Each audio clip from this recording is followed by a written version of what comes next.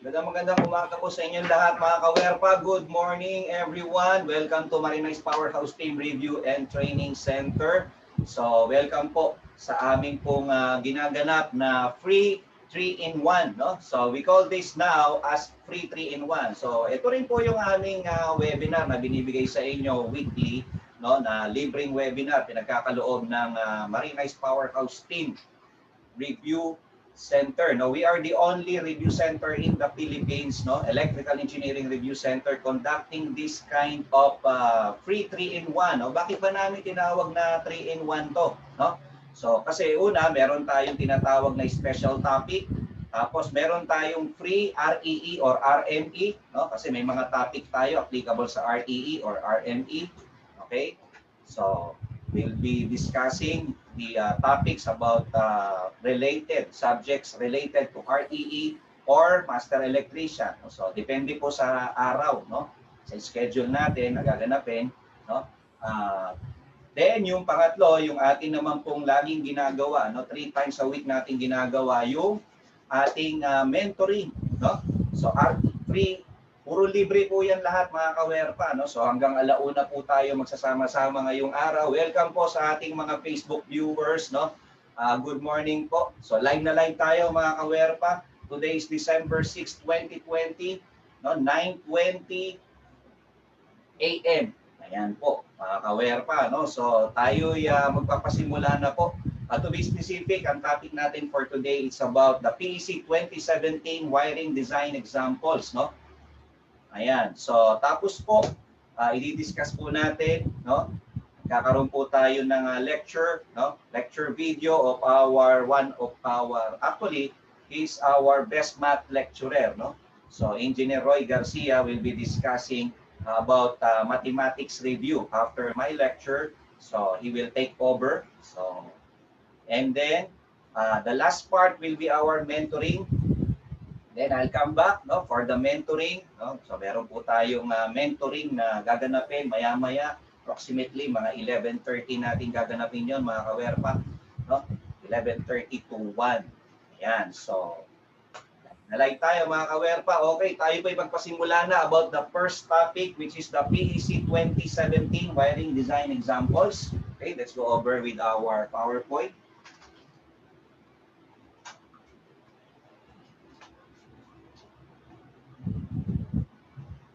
Okay, what is this PEC 2017 wiring design example? So ano ba 'yan? No? Ano ba 'yan? Okay, so ito po yung mismong mababasa natin dito sa ating latest edition ng PEC. No? Okay. Maybe we are the only review center, and I believe so. We are the only review center that will discuss the wiring design example into its full detail. No? As much as possible, dedetalyehin namin the best we can. Ano? So, ito pong PEC 2017, no? I say, no? We say here wiring design example, no? Kasi sa PEC po, yung bandang likuran, meron pong tinatawag na wiring design example. That is on page 1045 or 1045. So, nandito po siya, makikita po natin. Ito po, that is Appendix D of 1045. Ito po mga kawerpa, sa bandang likod na po ito ng PEC. So, in-scan lang po namin and then, explain po natin. So, ang difference nito, kaysa magsa-self-study kayo, no? Of course, may mga input kami sa inyo para mas maintindihan ninyo habang nagsa-self-study kayo, habang binabasa nyo yung PEC. Kasi minsan iba pa rin yung merong nag-guide sa atin, ano? Okay, meron tayong mentor, no? We call ourselves as mentor, no? So, okay? So, iba pa rin po yung may nag-guide po sa inyo, no? Ayan, so we are here to guide you for free of charge, no? Wala po kaming i-charge sa inyo, mga aware pa, no? Okay? So, there are around 21 design examples. We'll try our best to discuss all of this, but not all today, no? Of course not, no? Maybe approximately per day, one design example lang ang ating madi-discuss kasi series of seminar or webinar itong ating gagawin, no? Serye po ito. no? So i-discuss po natin ang PAC. Ang kaibahan pa nito, meron kayong libreng certificate na manggagaling sa isang review center, no? Katulad ng MPHT Review Center. Okay, so let's start with the introduction of these wiring design examples. Okay, we have the general, letter A. This part contains wiring design examples to illustrate the application of some of this provision. So, sa example na to, yung mga provisions ng PAC, i-apply natin dito sa design, no? So, the examples illustrated herein, although not exhaustive, cover several scenarios which are typically encountered by the practitioner. I would say that these design examples are very important, no? Kasi nga, no, yung mga nakasulat dito, ito yung mga na-encounter ng ating mga practitioners, no? So ibig sabihin pala sir, practical yung discussion. Yes, practical. Ang kagandahan dito, pag pinag-aralan natin, actually ang City Hall, they call it as design analysis, no? Design analysis method, wherein you consider the PEC. Pag nagde-design kayo ngayon, stricto ang mga City Hall natin na dapat sumusunod tayo sa PEC. Dito, yun ang kagandahan sa gagawin natin. Kung ano yung ginagawa nyo sa actual design, no? Okay? Mas maganda, sundin natin yung standard. Okay? So, dapat meron tayong basihan parati, no, mga kawerpa.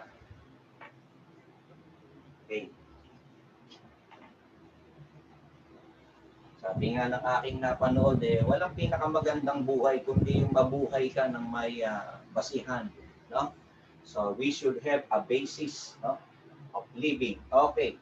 Tayo bilang electrical practitioner, ang isa sa basihan natin is the PEC, considers to be the Bible of all electrical practitioners in the Philippines, no? So itong ating Philippine Electrical Code. Okay. Examples illustrate how to determine the size of branch circuits, feeders, and services. Okay, so ito, mga na-discuss na po natin sa mga previous seminars natin, mga kawerpa.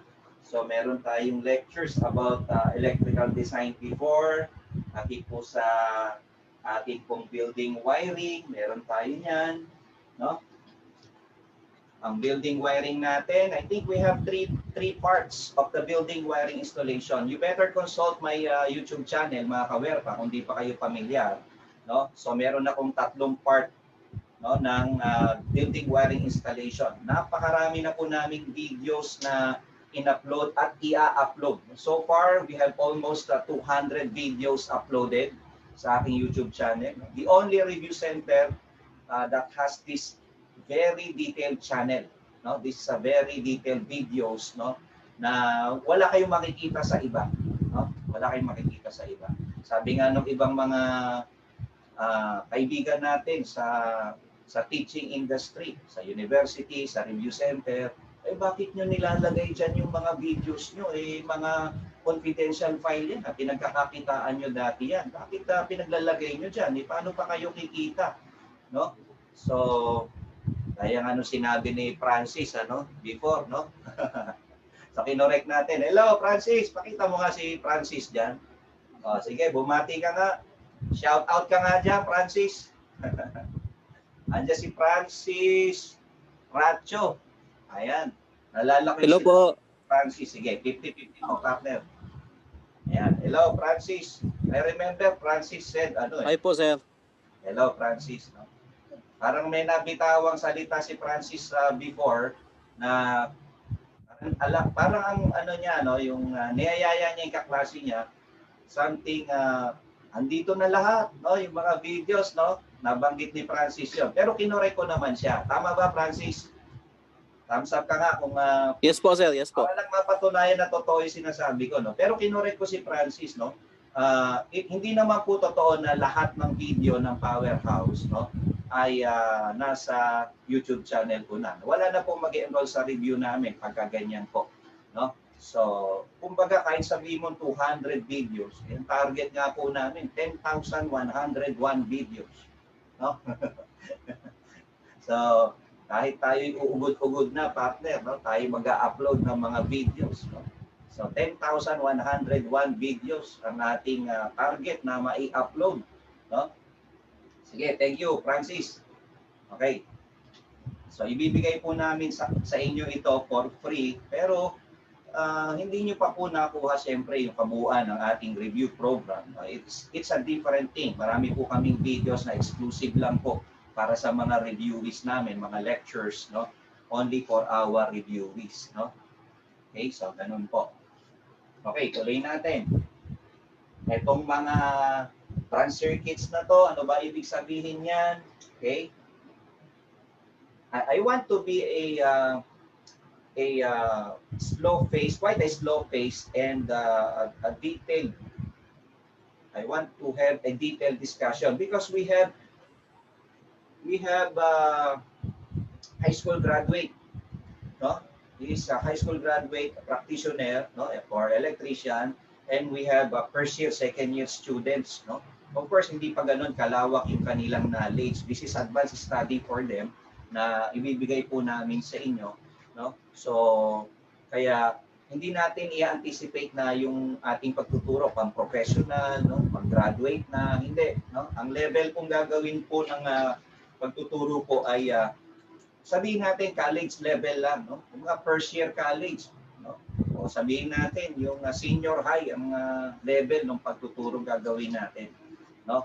At pasensya na kung may practitioner man tayo o baka may REE tayong ma-attend ngayon, no? O nakikinig, but huwag kayong mag-alala kahit kayo REE, no? Siguro kahit PEE pa kayo, no? Kasi may participant kami minsan PEE pa, no? Definitely, no? We will add, no, something to your cup. Okay. So all these things, run circuit feeders and services, I've already discussed in my lecture about the building wiring installation. So you better go back to that video. Okay, panoorin nyo po doon. Okay, so typical single family, no? Single family, ito yung tinatawag sa architecture na, because I was before a consultant in an architectural firm, no? The Brown Bauhaus Architecture Studio. So yun po ang pangalan kay Architect Walter Ocampo. So ako po isa sa kanyang consultant, no? Diyan. Typical, pag sinabi sa architecture na single family, single detached, ibig sabihin, sarili lang, hindi siya apartment, walang ibang kasamang ano diyan, no? Bahay, ika nga, or occupant, no? Pag sinabi naman natin multi-family dwelling, ito na yung mga apartments natin, no? Multi-family, no? Dwelling. Ayan. Multi-family dwelling units of different demand loads are presented considering the single-phase and three-phase service system. So tandaan natin na hindi porket bahay, single-phase lang. May mga bahay na three-phase. May mga bahay na three-phase. Naalala ko, no? Tama-tama partner, mag-conduct tayo ng mga special webinar natin simula bukas, no? Monday, meron kaming building wiring installation course, no? This December, simula bukas, meron kaming building wiring installation course, industrial motor control, practical electrical design. Yan, no? So, lalo kung engineering ka, no? Na-encourage kita dyan, no? Kasi ang mga engineer, basically, we engineers are designer. Para tayong architect, no? Designer tayo. Okay, and then the practical electrical estimation course, no? So, later po, i-discuss po natin yan sa inyo. So, ayan.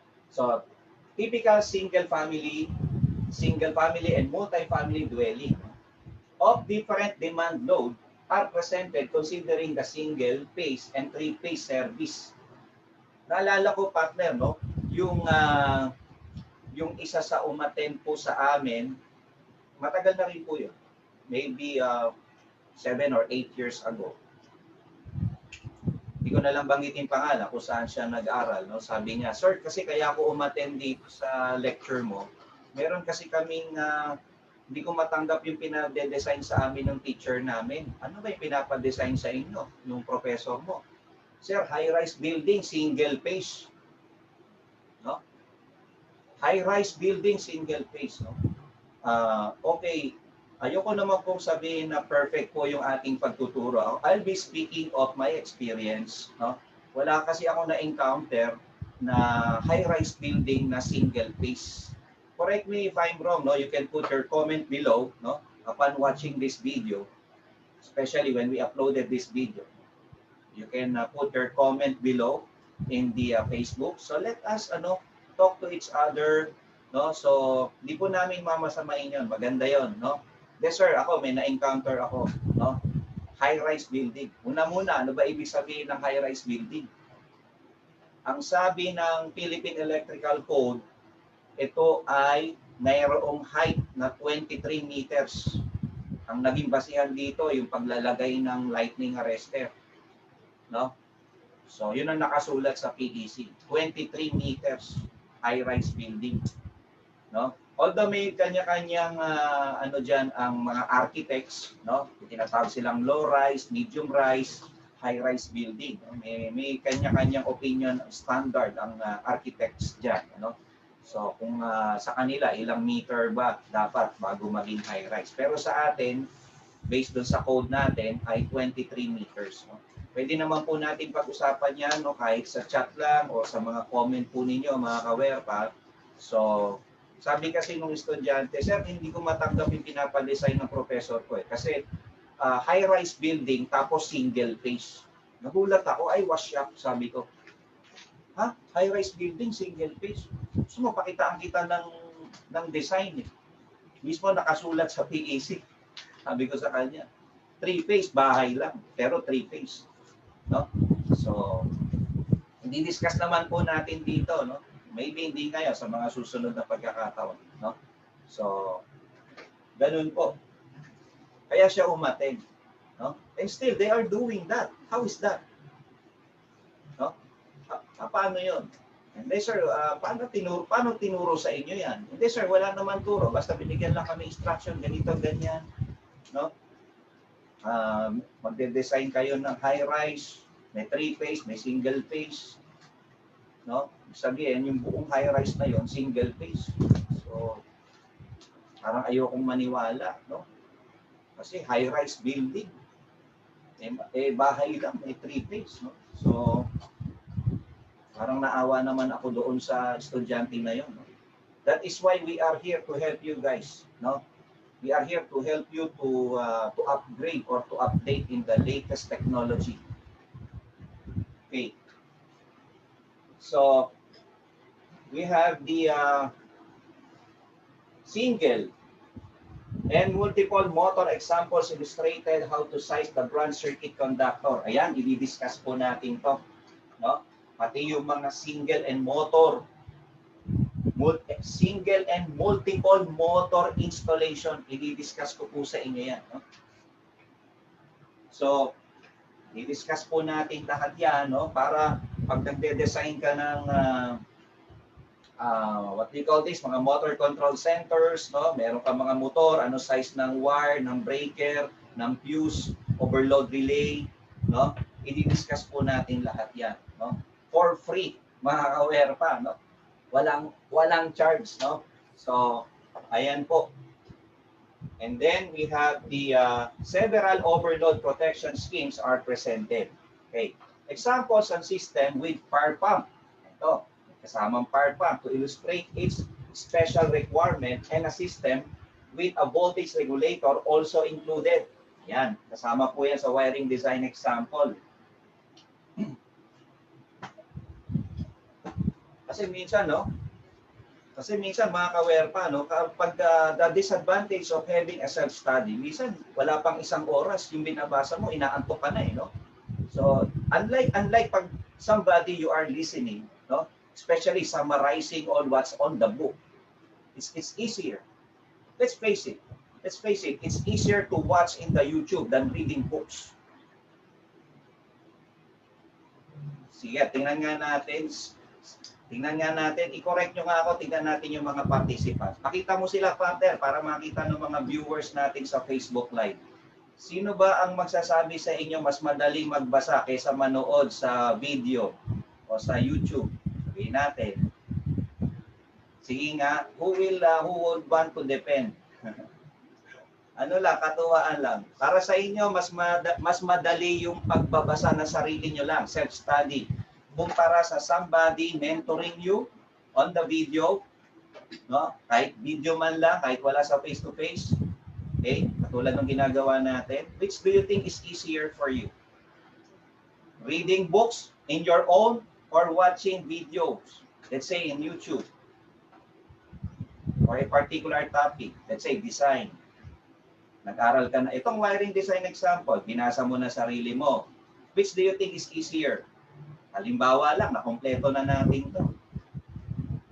Okay, sino ba magsasabi sa atin na mas madali sa inyo yung sariling basa nyo na lang? Wala naman, no? Wala nagtataas ng kamay, no? Okay, kasi nga, naniniwala tayo na somebody has to mentor us. No?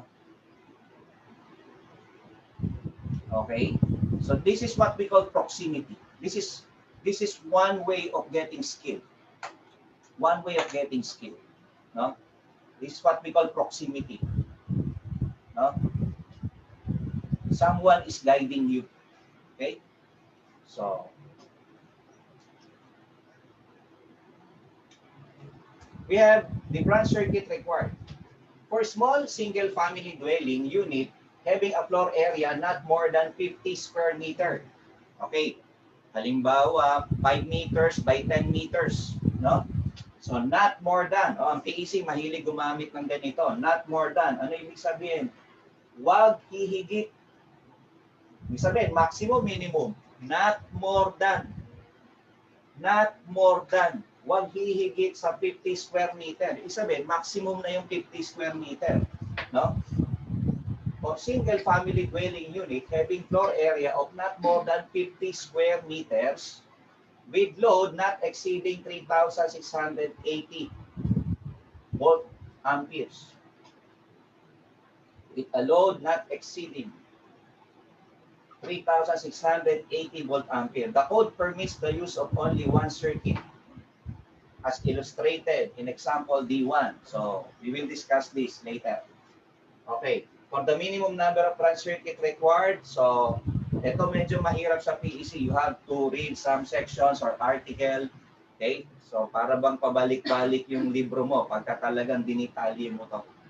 No? Okay. The feeder and service load calculation. Feeder or service load calculation in the examples follows the method provided. No? Of course, in the PEC. So pag sinabing mga feeder, ito yung mga mas malalaking wire natin, ano? Okay, pag sa size natin, service entrance contactor, the optional calculation method, part of, okay, is also illustrated. So, sa example D4 naman yon. If I'm not mistaken, there are around 21 examples, no? More than 20 design examples. Pero, meron lang po tayong isa o dalawang examples na hindi i-discuss kasi hindi na po applicable sa ating sa ngayon. Okay, so selection of conductors. For conductor type and sizes, refer to 0 through 2,000 volt ampacity table. Ito, nasa article 3.10. Okay, and section 3.10.2.6 that pertains for such table. Sabihin, pag nagsasize tayo ng kable, dapat titingin tayo doon sa table ng PEC. What do I mean? Because there are manufacturers has their own table. Don't you know that? When I attended the IIEE convention, no? So I am a light member of the IIEE. So this is our national organization. I love to be a part of our organization. I'm proud to be a member. I'm happy to be a member of IIEE. In fact, I put the logo. Close up mo nga, partner. No? So, to show how I love our organization here.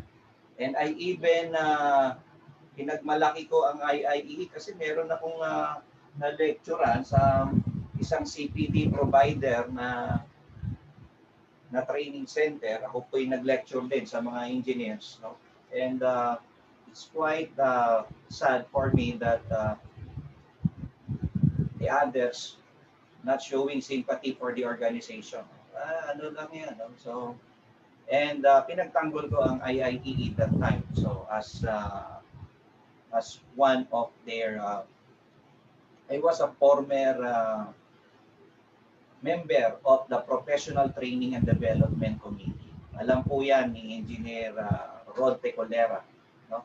Isang PEE po sa IIE, no? Isang may mataas na posisyon sa ating organisasyon. No? Kilala po nila ako dyan na naging bahagi ng committee na iyan. Ano? Bilang isang educator, no? Doon po ako na ilagay before.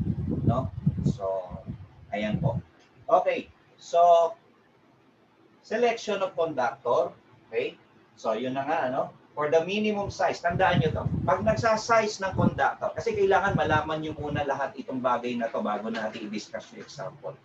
Tandaan nyo to. Pag nagsasize tayo ng wire, we consider that is already the minimum size of wire. Tandaan nyo yun, ha? This is my experience in studying the PEC.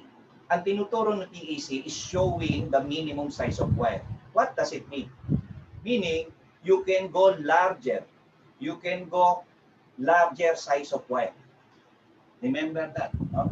Pwede ka pumunta sa mas malaking size ng wire. Okay? Kasi minimum lang yung tinuturo ni PEC. Halimbawa, sa motor, sabi ni PEC, 125% no, ang allowed. Pero minimum yon. Yun ang nakasulat. Minimum. Pagka sinabing shall be at least, merong ganong word, at least, meaning minimum yun. No? Okay, pero pag may sinabing not exceeding, maximum na yon. Okay, ito tip ha. Pag nagsasize ng wire, ang tinuturo ni PEC, I will not be speaking of myself. No? I don't have a, what do you call this? Alam niyo ba ibig sabihin ng ROM? ROM? Francis, alam mo ba ibig sabihin ng ROM? ROM. I will not be speaking of myself. No? Okay. Sige, wag na, partner. Okay. Pag sinabing ROM, no? The Republic of Myself. May mga ganon kasi, no? Okay? Pag medyo mataas na yung nararating, meron na siya sariling republika, no? That is what we call Republic of Myself. I will not be doing that thing. I am not that. Our only basis is the PEC now. We are talking of the Philippine Electrical Code. Now, if we are sizing the conductor, we are considering the minimum size. Meaning, sir, we can go higher than that? The answer is yes. Don't you know, no, I've encountered when I was working in design, my boss or our consultant would make it, halimbawa, ang size number 8. O kaya, 8 square millimeter. Aba, pupunta pa siya. 8, 14, 22, 30 ang kukunin. Biro mo. 8, tapos ano ba kasunod ng 8? 14 ba? 14, 22, 30, 3 steps higher. Tawag doon. Nilalakihan nila size ng wire. Yan ang ginagawa ng ating maraming electrical designer. And it is not bad. Electrician would say that it is bad kasi kaya na yun ng ganong size. Pero hindi kasi alam ng electrician ng reason doon. No, bakit ang mga engineer ay nag-o-oversize? Kayo namang mga engineer, ang lalaki ng size ng kable nyo, pwede naman ito. O, di ba, power over voltage. O, computer ka eh. No? Papakita ka pa ng calculator ng electrician eh. No? So, nasabihan ka pa ng, ang laki ng size mo, engineer eh. Ito lang ang experience ko. At teka muna, hindi mo kasi alam yung lalim yan eh. ito nasa likod niyan. No? May lalim pa yan. Okay? Yun ang ating pag-aaralan. No? So, we have conductors and capacity given in this example for copper wires based on ambient temperature of 30 degrees Celsius. Okay, so yun ang basihan ng table natin, 30 degrees Celsius, no? Pag uminit, merong epekto rin yun sa ampacity ng kable natin, ano? Ayan, we'll discuss that in full detail. So, except specified otherwise. In this example given, the conductors are selected such that their ampacities are at least, yun ha, may nakasulat sa PEC, at least, maximum, minimum. Minimum. Yun ang sabi, minimum yan, no? 125% of the continuous current through the conductor, no? Tuloy-tuloy na daloy ng kuryente through the conductor. Okay? Continuous current. What do you mean by continuous current? If there is a continuous current, there is what we call a continuous load. The PEC would say that pag sinabing continuous load, it operates at least 3 hours. Ayan ay paulit-ulit lumalabas sa board exam. Pwede nyo na pong i-take note yan. Paulit-ulit po lumalabas sa board exam yan. No? Pag sinabing continuous load, natural, ang kuryenteng kinukuha nun ay continuous current. No? Ganun yan. Okay, voltage drops, however, have not been considered in the selection. Okay. Dito actually, meron din pinapakita si PEC na voltage drop calculation, wherein napakahalaga po nito. Ang voltage drop po, isa sa kinoconsider yan, no, ng ating City Hall ngayon. Together with the short circuit calculation, i-discuss din po natin yan kasi may example po. Maganda po ang ating magiging discussion. May voltage drop, may short circuit calculations na po dito. No? Kasama na rin to. Selection, letter E. Selection of overcurrent protection. Standard rating for fuses and inverse time circuit breaker are listed. So, yung tamang pagsasize ng fuse. No? Ito, hindi natin pag-aaralan yung mga yung tansyahan. Kasi may mga namit akong mga practitioners. Tansya-tansyahan, hindi po tayo ganun. We should follow a certain standard. Tandaan niyo po yan. No? As a professional, we should have a basis. Always remember that. Hindi pwede yung daldal lang. Ako, hindi mo ko pwedeng kausapin, lalo standard. Saan mo nabasa yan? Show me. No? Show me. Where did you read that? What document? What standard? Show me. Wala sir, basta sinabi lang sa akin.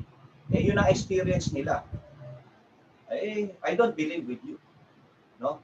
Pag sinabing, experience na kasi namin yan, ito factor niyan sir. I don't believe with that. If you have experience, especially in doing something in the design, you have to show a standard. Not only experience. Experience is good. You combine it with standard or theories and principles. That's the best. Kaya nga ako, hindi ako naniniwalang experience is the best teacher. Kulang yun. Kulang yun. Experience plus the theories, principles, and standards are the best. If we are talking of electrical engineering, okay? For me, that's the best. Dapat may basihan tayo parate. Okay. Voltage. Okay, ito. Maximum rating or setting of motor, branch circuit, short circuit, and ground fault protective device. Yan. Sa mga motor, i-discuss natin yan. No? Gandang discussion natin dito, mga kawerpa. Voltage. For uniform application of the provisions, no? A nominal voltage of 230 volts. Okay, the 220, hindi po natin ginagamit yun. Nakasanayan na lang po yan. Through experience. Yun nga no? Pero hindi yun ang standard na nakasulat. Kasi tinanong yan sa board exam. Ano daw ang nominal voltage? Letter A, 220, B, 230, C, 240, D, 250. 220, yun na sanay tayo, di ba? 220, 110. Experience na yun eh. 220, no? Ay, mali ka. Ang nakasulat sa PEC, nominal voltage is blank volts. O ano sagot? O, kayo na sumagot, hindi ako ha. Kayo na. O, PEC na sasagot sa atin. No? Okay? Hindi po galing sa akin ha, ang PEC. Basta experience po yan. 220 yung sagot dyan. Pagka ganun, delikado yun eh. No? Always remember this. No? A little knowledge is dangerous. No? If we are talking of electrical, a little knowledge is dangerous. Yung kapraso kaalaman mo, delikado yun. No? We are talking here of life and property. No? The safeguarding of life and property. That is the primary objective of the PEC. No? Okay? Safety is number one. Okay. A nominal voltage, 230 volts ang nominal. Okay ha? Is used in computing the ampere load on the conductor. Ayan. Kaya pagka sa load schedule, sa design, ang ilalagay natin 230 volts, 230 volts. No? Yun ang sabi ng PEC. Okay? Yan ang sabi ng PEC. Kasi pag ginamit mo ang PEC, walang sino man dapat magpamali na sa'yo. Saan mo ba nakuha to? Ano style mo dito? Sir, sinunod ko lang yung PEC. Hindi, ito sundin mo. Hindi sir, ito yun eh. Ito yung nasa PEC. Sasantihin kita. Sundin mo yung boss mo, sasantihin ka pala eh. No? Pero kung gusto mo nang umalis, no? Turuan mo yung boss mo. Pero sir, di ko kasi matanggap. Ito yung nasusulat. No? Ito yung nakasulat. Experience ko na yan eh. Wala po akong pakialam sa experience nyo. Ito yung nakasulat. Kasi ang gumawa ng PEC, mga eksperyensado rin po. Mas mahuhusay na tao kaysa sa inyong boss. Naintindihan nyo na? Kaya i-insist natin ang paggamit ng PEC. Tandaan niyo yan, ha? Importante sa buhay ang may basihan. Okay? Dapat nasusulat. Okay? So, ganun po ang gagawin natin, mga kawerpa. Okay. Grounding. Actually, meron din po tayong seminar. Puro libre, partner. No? Mga webinar na to, no? May webinar po rin kami about grounding. No? Actually, nakapag-conduct na nga tayo before, no? About grounding kasi part ito ng safety webinar natin, no? Nakapag-conduct na tayo last week lang, partner, no? Yung about grounding na to. Pero kung gusto niyo pag-aralan ng detalyado yung mga yan, yung mga webinar, you better enroll in our design course. Design course and also in our review program, no? For the details of all of this, no? Kumbaga, yung ating mga video sa YouTube, mga intro lang yun, partner. Mga patikim lang po yan. Although malaking bagay na po yun, no, makatulong na rin po sa inyong pagpe-prepare sa board exam. Pero iba po talaga pagka kayo'y nasa review namin. Ano? Okay. Grounding. In conformance to the provisions, the code on grounding. Kasi meron pong grounding and banding provisions ang PEC talaga. No? Meron po yan. Okay? Mag-aaralan po natin yan. So, illustrations herein show partial grounding requirements. So, partial lang daw yon. Feeder and circuit wires indicated in the examples are for phase wire only. Okay.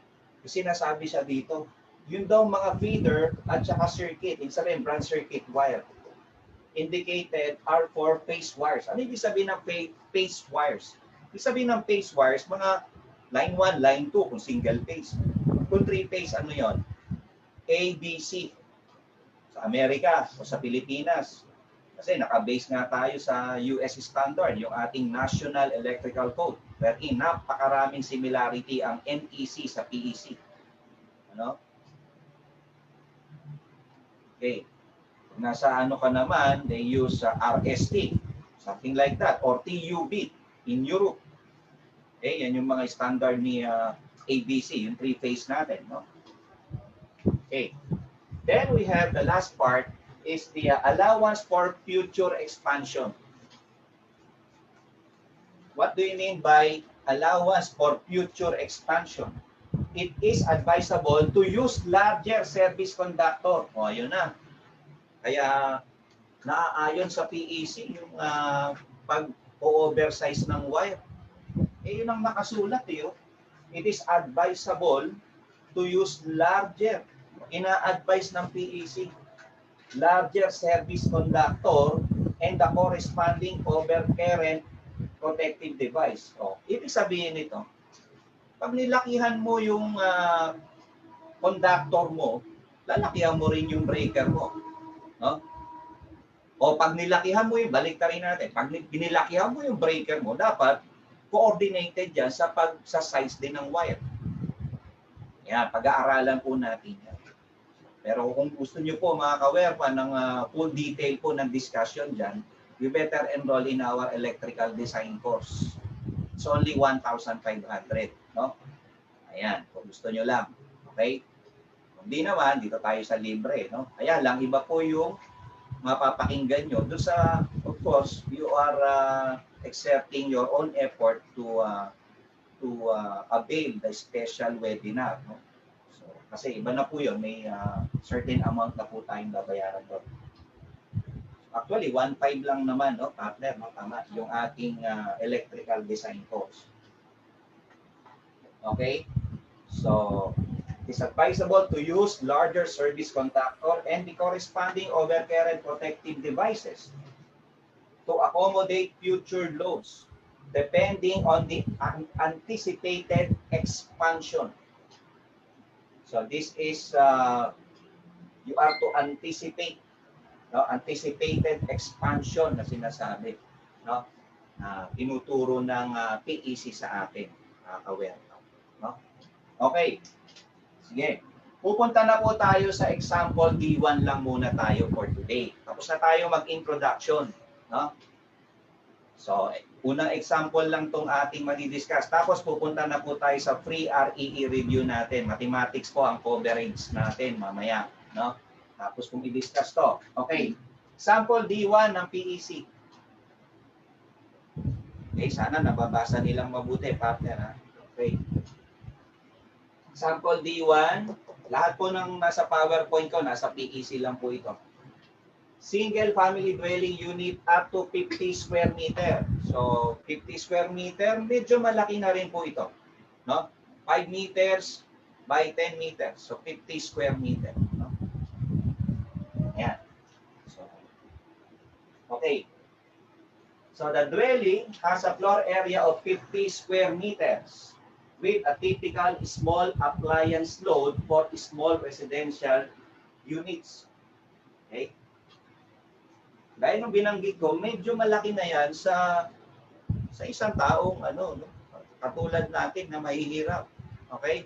So, kasi 5 by 10 meters, no? Yung bahay ko, 4 by 10 lang, 4 by 8 lang. So, ganun, no?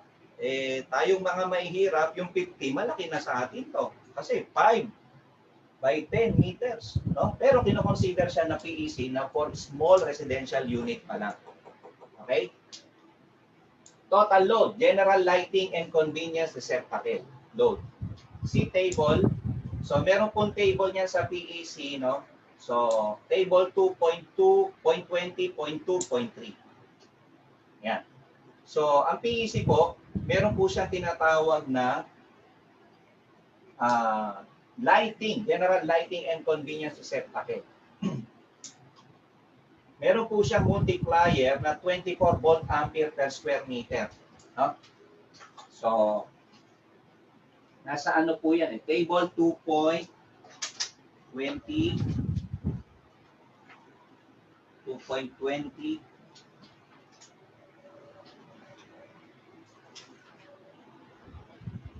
2.20.2.3.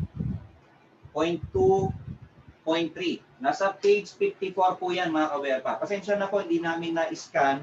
Pero kung meron kayong PEC 2017, mababasa po ninyo yan sa pahina 54. Ano ang sabi? General lighting loads by occupancy. So, in here, may mga tinatawag na mga types of occupancy. Ito pong table na to na nakikita nyo. Ito pong hawak ko. Yan. Ito po. Nasa aking hinlalaki. Yan. Yan po. Okay? Bale, next time, kami po yung maging scan ng mga tables para mas madali nyo pong masundan, mga kawerpa. Next week po. So, ang sabi po dito, may mga types of occupancies. Tapos, unit load. Ang unit load, yan po yung volt ampere per square meter. No? Ito po, may mga nakasulat na mga type of occupancy. No? Armories, auditorium, banks, barbershop, churches, clubs, dwelling units, courtrooms, hospitals. Okay, so nandito na po yung mga different types of building or occupancies. So may iba-iba po silang unit load. Para po sa dwelling unit, 24 volt ampere. Ayan. Yan, no? Naka-footnote pa nga po dito. Pagka bangko, 28. Pagka churches, 8 lang sa mga church. Sa mga hospital, 16 volt ampere per square meter. No? Ito, tawagin namin nung araw to when we are studying. No? We call this as area method. No? Yun ang tawag namin dito nung araw. No? Kung kami nag-aaral pa sa electrical engineering, 24 multiplied by 50. Multiply po natin. So, ito ngayon yung general lighting and convenience receptacle load mo. 1,200 volt ampere. Then, meron tayong mga typical appliance load. 1 electric flat iron. Okay, so ang allotted na PEC is 1,200 volt amperes. No? Pero sa actual, kung alam mo naman po yung rating, halimbawa sa actual 1,000 lang, okay? You can put 1,000 there. No? Pero kasi ang PEC conservative siya usually, no? Usually conservative si PEC, medyo mas mataas ng konti siya dun sa rating. Kaya okay siyang gamitin pa rin, no? Itong gamitin natin yung 1, 2, no? Sa plancha. Okay? But if it so happen na yung isang appliance mas mataas kaysa doon sa nakasulat sa PEC, consider mo yung mas mataas na yon. No? So, 1 television set, 80 volt ampere. Eh, kung yung TV mo, 100, eh, yun ay consider mo. No? So, paano sir kung di ko na alam, not given? No? Na sira yung TV, yung tapete, yung nameplate mo, wala na rin yung specs, yung yung catalog, yung specification. Mag-80 ka muna. At least guide na natin si PEC. No? 1 electric fan, 75. No? 1 radio, 20. So i-plus mo lahat ng volt ampere mo. Let's say 2,575. Yan yung total computed current mo, 2,575. So i-divide mo ng nominal.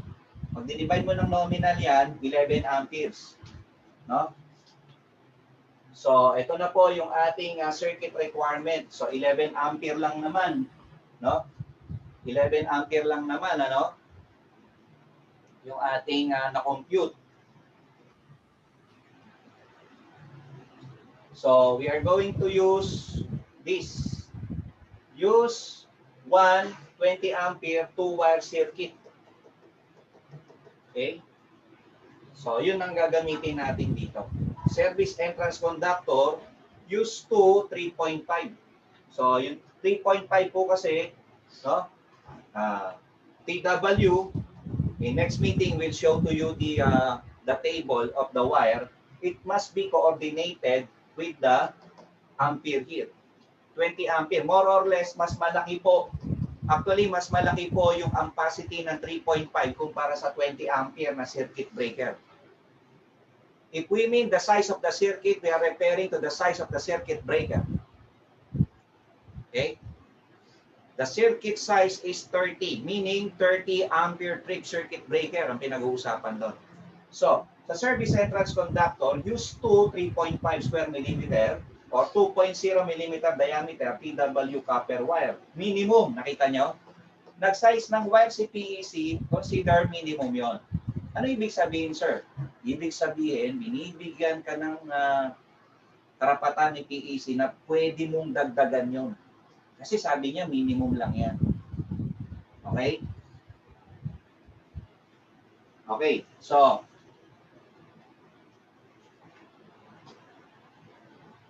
for the service equipment, ito kasi ang nangyari dito, mga ka-WERPA, no? Kung titignan natin to, konti lang yung load natin, no? Usual lang, no? May ilaw, may outlet, may mga typical na appliance load, no? So maliit lang yung load natin. Okay.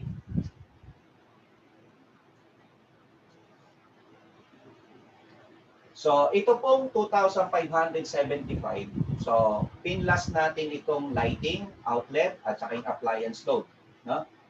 Yan po yung pinagpa-plus natin. That's why we come up with 2,575.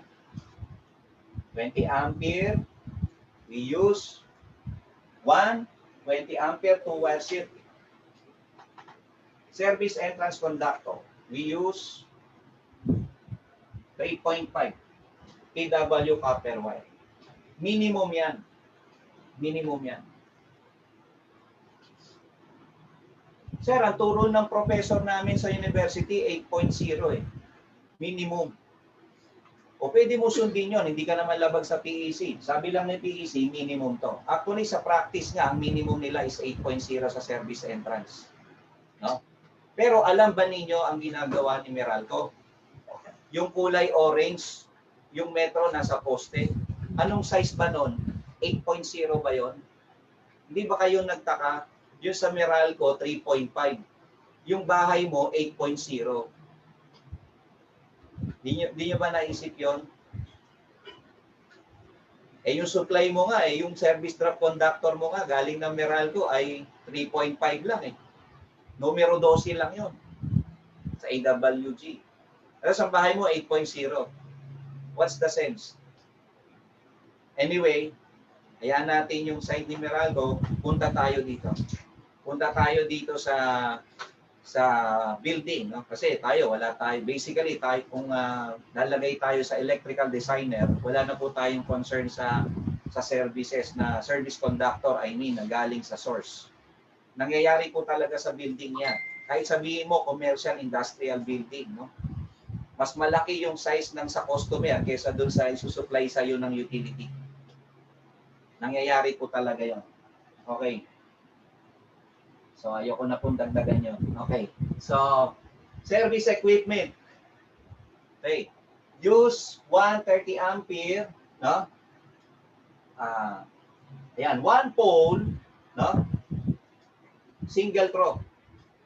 Ito, nung araw kasi, ito yung yung fuse box, no? Yung gawa ng Eber, no? No? So, ayun yung service equipment natin. Use 130 ampere. Kasi kung 30 ampere yung service equipment mo, no? 30 ampere yan. Eh yung mo naman 3.5 mo. So see to it na minimum mo lang yun. Punta ka sa mas malaki, mas maganda, mas malaking size ng wire, no? Ito 250 volts, rating lang yan ng service equipment mo. Safety switch with 1 20 ampere fuse. Or use 120 ampere trip, 1 pole, 240 enclosed molded case circuit breaker. So, pwede kang gumamit ng fuse o ng circuit breaker dyan. No? So, ayun. Note, for loads exceeding 3,680 amperes. So, see section 2.10. No? Next meeting, ipakita natin to. Pero ipakita ko muna sa inyo, ano ibig sabihin ng 3,680? Let's go on the board here.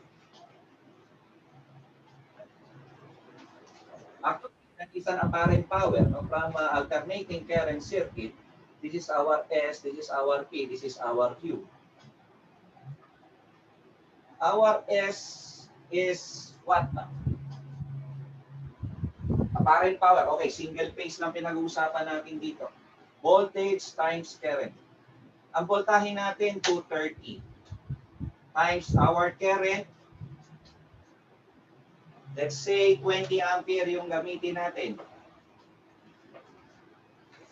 using our calculator.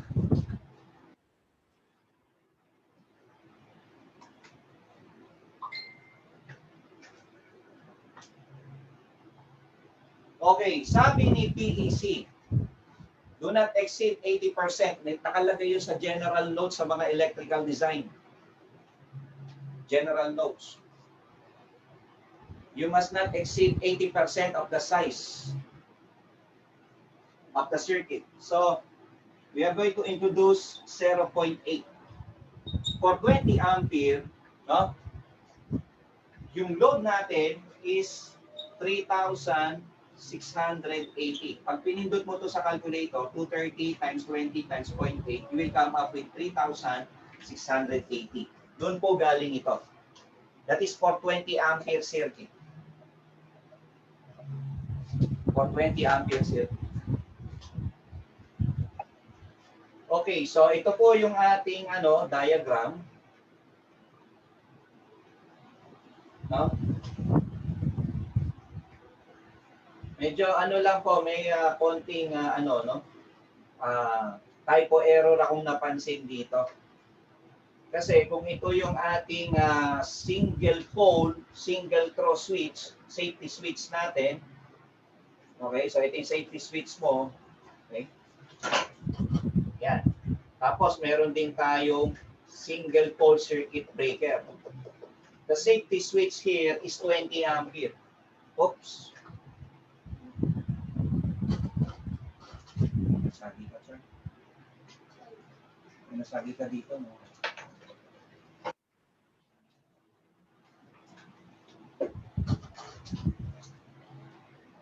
Okay, tabay lang po tayo, mga kawerpa. So, ibig sabihin po, no? Actually, kung gagamitin po natin yung 3.5 square millimeter, we use the 20. No? We use the 20 ampere. Kung gagamitin po natin yung mas malaki, no, which is the 30 ampere, yung 30 ampere ang gagamitin mo, no, na circuit breaker, dapat lakihan mo rin yung size ng wire mo. Ibig po namin sabihin, pag nilakihan mo yung size ng circuit breaker mo, dapat pati yung wire mo, lalakihan mo rin po yan. No? We'll have more discussion about that. No? Ayan. Actually, sakto naman tayo sa cut ng ating Ayan, pasensya na po mga ka-wire pa. No? So, ganun po. Okay. So, actually, that is the end of our topic, no, about wiring design examples part 1, mga ka-werpa, no? Okay, so yan mababasa natin sa page, what page is this? Ayan po, hanggang page 1045 to 1046, no? Kasi yung kasunod po niyan, mga ka-werpa, ay sa na. Okay lang siya, ready mo na yung Carol. Okay lang, sakto na yan.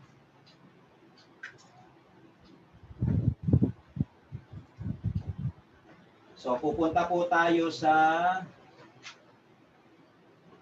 next meeting, sa example D2. No?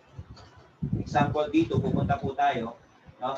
Yung service equipment po natin, actually, if we are going to use the 3.5, again, if you are going to use the 3.5 square millimeter, we are going to use, dito tayo sa board. Halimbawa, gumamit tayo ng 20 ampere circuit breaker. Ito yung 3.5 natin. 3.5. No? Square millimeter. Of course, we have to consider the ampacity of this. Yung 20 to, dapat, no, yung nakakabit sa kanyang amperahe or ampacity of this conductor, ang sinasabi ni PEC, no? Okay? They must be coordinated. They must be coordinated.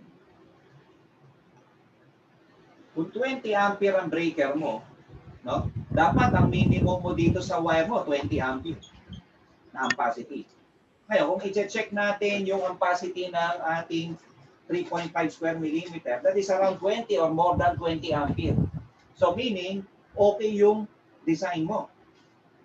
No? Okay yung design mo. Ang hindi okay, kung meron kang 30 ampere dito, tapos ang ampacity ng wire mo rito, 20 ampere. Hindi po okay yan. No? Okay? So, ang PEC po, nagtuturo sa atin ng safety, you better go to the larger size of wire. Kasi, pag nagkaroon ng overcurrent yan, halimbawa, nagkaroon ng 22 ampere, kaya ba ng wire? Hindi kaya ng wire.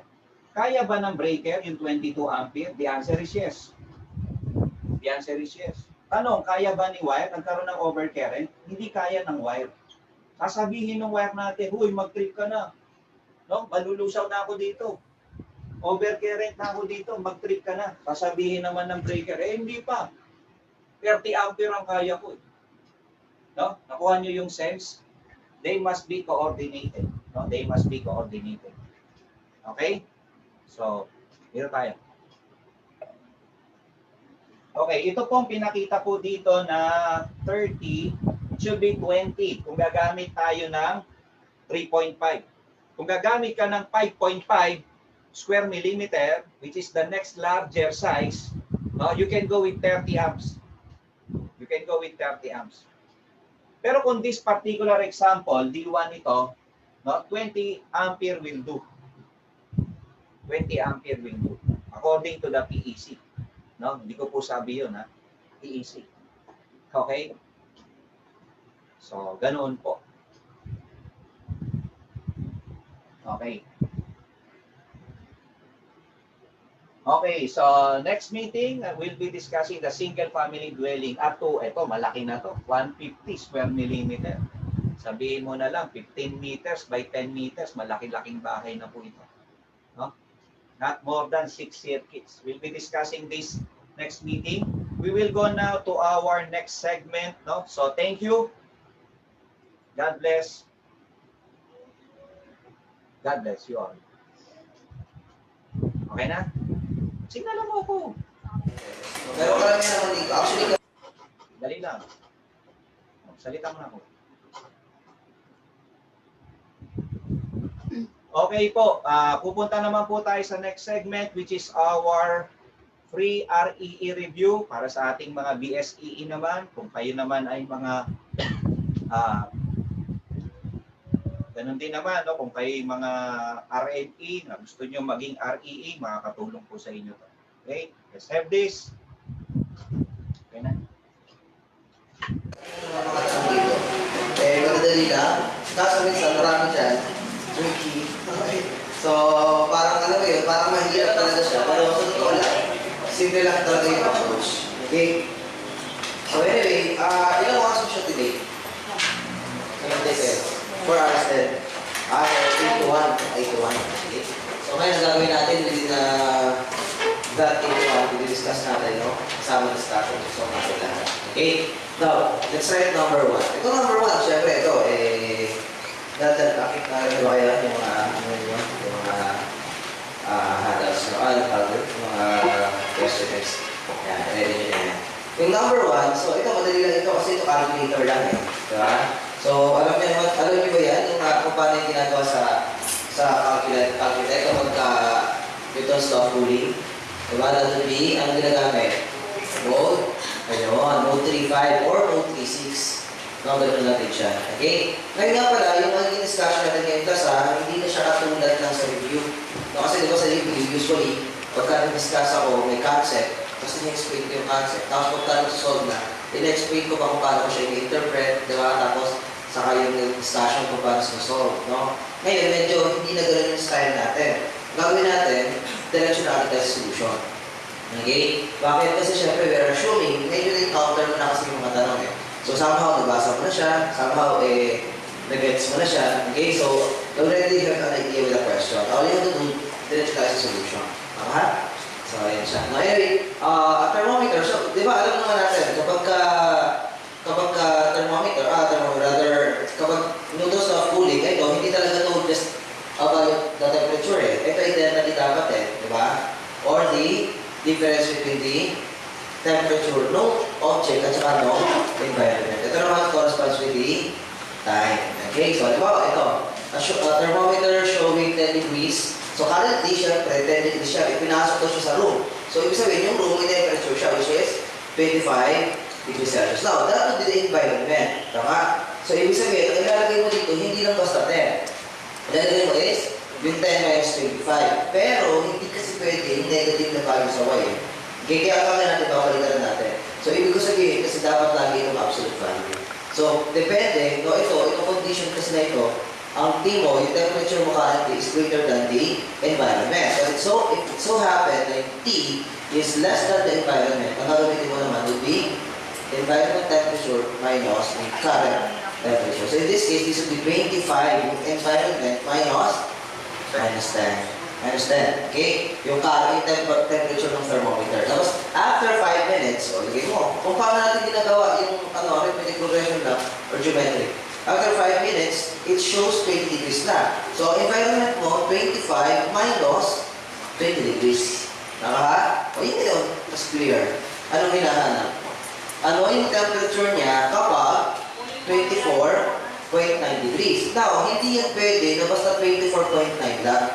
Kasi even lahat, ito kasi is value ng y, tama? Anong hinahanap natin? Yung time. So, hinahanap natin yung partner niya sa x. Now, lahat ng value kasi ng y, dapat naka 25 minus ng original. Kasi nga, lagi may delta t. So, lahat may delta t. Naka? So, ibig ko sabihin, yung AC mo, delta t pa rin niya, tapos x hat. Okay, kaya dito, hindi siya 24.9. That would be 25 minus 24.9 x hat. Naka? So that's why makukuha niyo yung answer. The answer would be letter B, 23 minutes. Okay? So, ganyan siya. Nakuha niyo ba ito? Nag-guess? Nasagutan niyo ba siya?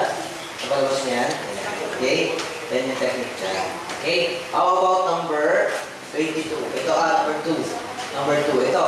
What is the half-life of a substance if after 5 days 0.02 grams is present and after 10 minutes, 0.015.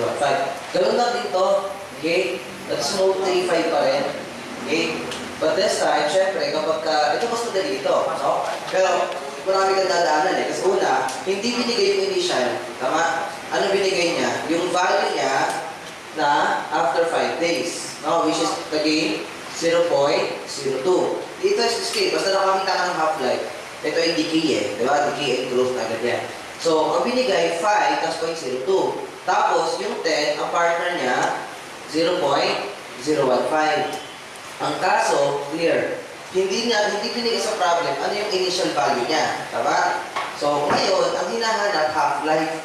Yun ang problema. Ang tanong, kailan ba siya half yung life? Para malaman mo kung kailan half yung life, dapat alam mo kung kailan yung value niya na full, di ba? Parang ang point po, dapat alam mo kung kailan siya 100%. Eh, hindi naman dito, 100% pa siya dito sa 5 days.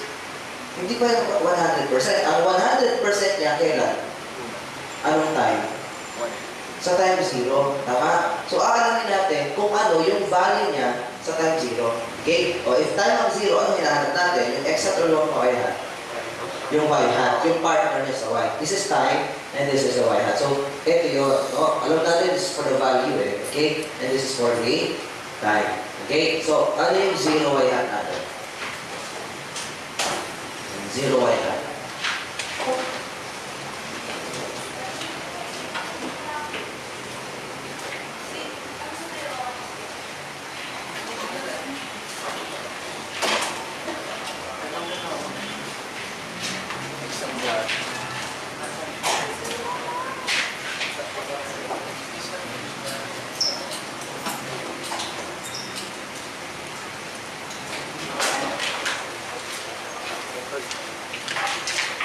Okay. Ano yung lumabas ng 0 y hat? 0 point? 0? 267. 267. Now, ang gagawin natin class, ito, syempre, ang hinahanap natin, ito yung 100%. This corresponds to 100% life. Tama?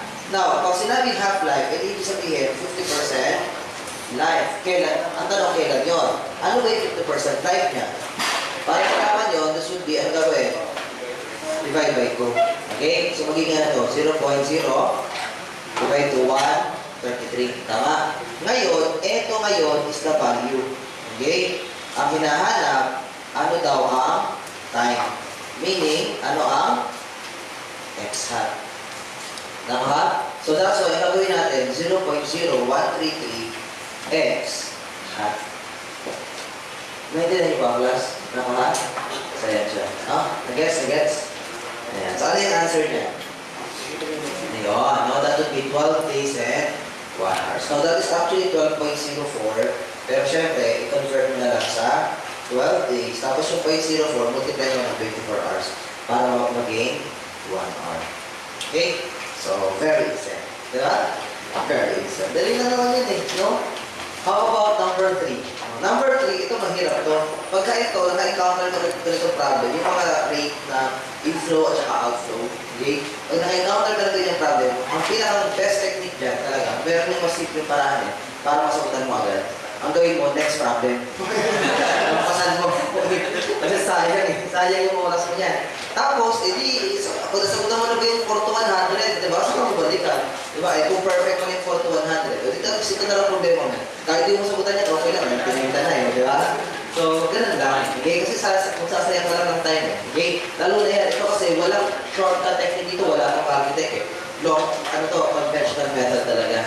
Okay? So, paano yan? In a room containing 20,000 cubic feet of air, so ano nangyari guys? Ganito daw, okay, ito yung situation natin. Number 3. Meron daw yan, 20k of air. Ito, not fresh. Okay? Hindi siya fresh. Ngayon, anong ginawa? Sabi niya, 60 cubic feet of fresh air flows in per minute. Okay? So, ibig sabihin, may pumapasok na 600 cubic feet na air, fresh air, okay, per minute. Cubic feet of fresh air. Fresh air. Okay? Now, kung 600, ito yan. Ito kasi class, kung halimbawa, 20,000 is not fresh, ibig sabihin, ilang percentage dito, yung fresh, initially, wala pang pumapasok. Yung buong volume niya, not fresh. Ilan ang fresh dito? So, initially, that would be 0. Okay? 0 fresh. Ibig sabihin class, ang concentration natin dito, 0 fresh per 2,000, 20,000 na not fresh. Okay? 0 per 20,000 na volume. Naka? Ngayon ito yung nangyari. May pumapasok na purely fresh. Okay? Tanong, ano yung concentration niya? Ngayon, may pumapasok na rate na ito. This is our rate na pumapasok. Tanong, ano yung concentration ng fresh air? Pure fresh air daw yan. Ano pumapasok? Anong percentage? 100%. Tama? Kasi pure fresh daw yan eh. So the concentration, kung mapasok natin dito class, would be pure 100%. Naintindihan ba ang class? Kasundan. Yan. Ito yung natapos. Ang haba, di ba? Ang haba ng explanation, hanggang dito pa lang tayo sa second sentence. Tapos, and the mixture, made practically uniform by circulating fans, is exhausted at a rate of 600 cubic feet naman per minute. Lumalabas daw, exhausted. May lumalabas din na 600 cubic feet per minute. Okay? Ibig sabihin, kung ang rate na papasok 600, may lumalabas na rate din na palabas. Tama? Outside. Ang tanong, ano ang concentration ng lumalabas na hangin?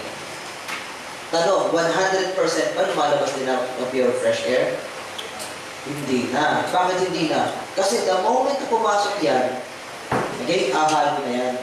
Tama? Ngayon, pagka bumulot ka dyan, parang ano yan eh, na-try mo na alam mo yun, yung parang halimbawa, meron kang gatas, okay? Tapos, nagay ka ng tubig.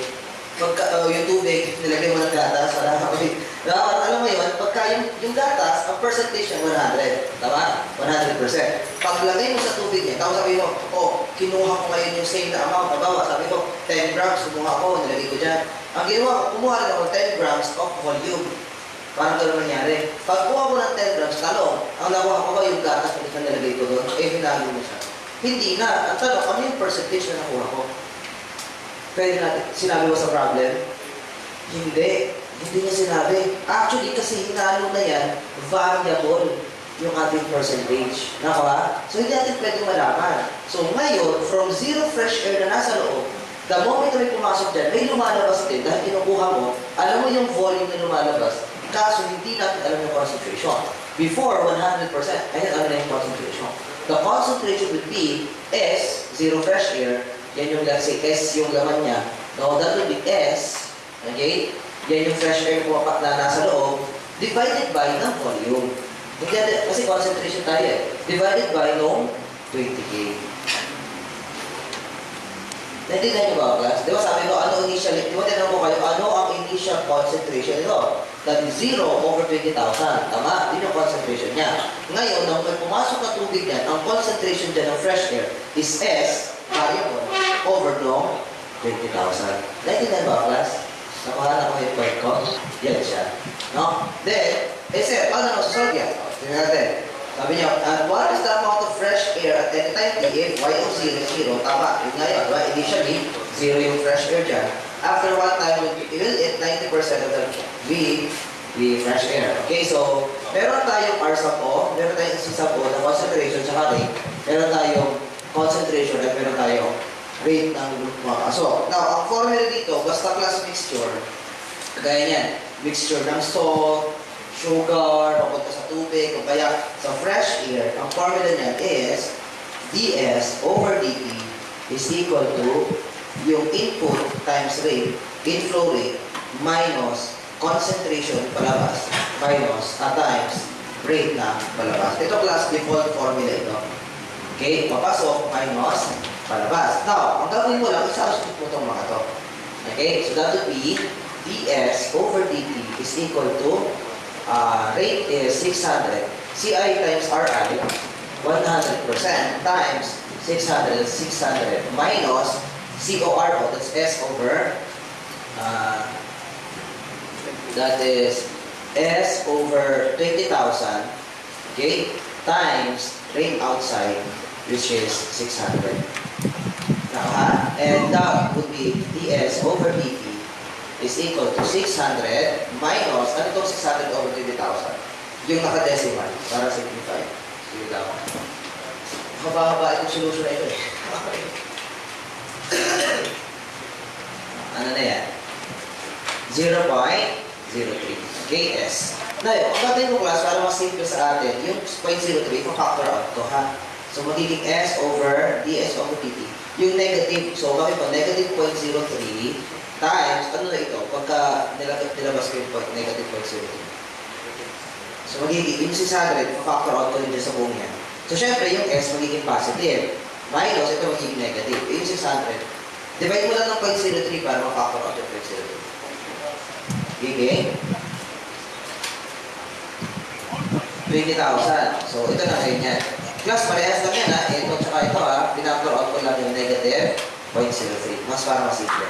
Okay, so ito, pwede mong gamitin na ito ng variable separable. No? Yung ds, lahat ng s, magkakasama, no? Ganyan, equal to negative 0.03 okay, dt, sorry. No? This is dt.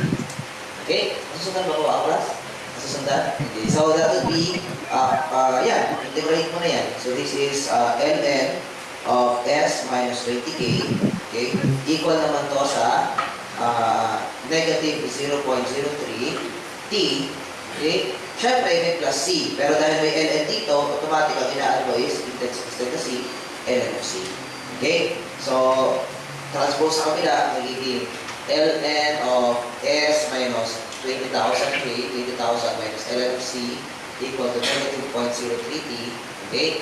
Tapos dahil parehas ln yan, pwede mo pagsamahin yan, magiging s minus 20k over c, tapos negative 0.03. Okay? So, exponent on both sides, yun na. No? Makakancel mo yan. Diba?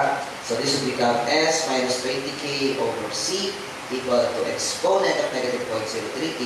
Okay? And that's why we get S is equal to, equal to na agad, cross multiply.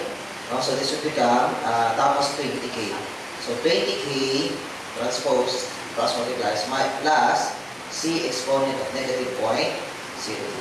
So, class, ito na ngayon yung kanyang standard or rather general solution.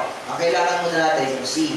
Okay? Para makuha yun, gamitin natin yung sabi sa problem na y of 0 is equal to 0 or rather S of 0 is equal to 0. So, ibig sabihin, yung 0 lagay mo dito, yung S is 0, ano yung lalabas na C natin? 0. Okay? Ito, 1 na to. So, ano yung C natin? Ayun pala, kuha na pala, transpose lang. That's negative 20,000. Okay, so that's, now we have the formula. That would be 20,000 minus 20K exponent of negative 0.03. Okay? Very easy. Self-exponent na to rin naman siya eh. Okay, diba? So, yan siya. Ngayon, ano hinahanap? Kailan daw siya 90%? Eh, ano yung 90% ba ng 20,000? Ano yung 90% ng 20,000? Kasi 20,000 yung volume eh. That would be 90% fresh. So, that is 20,000. Lagay ko na dito. 0.920K is equal to 20K minus 20K is equal to negative 0.050. So, shift solve. Ano pa kung ano yung B? Okay? At ano yung magiging answer dyan? Sige nga, try nyo daw. Kung tama, yung ginawa natin. Ano answer? Meron ba?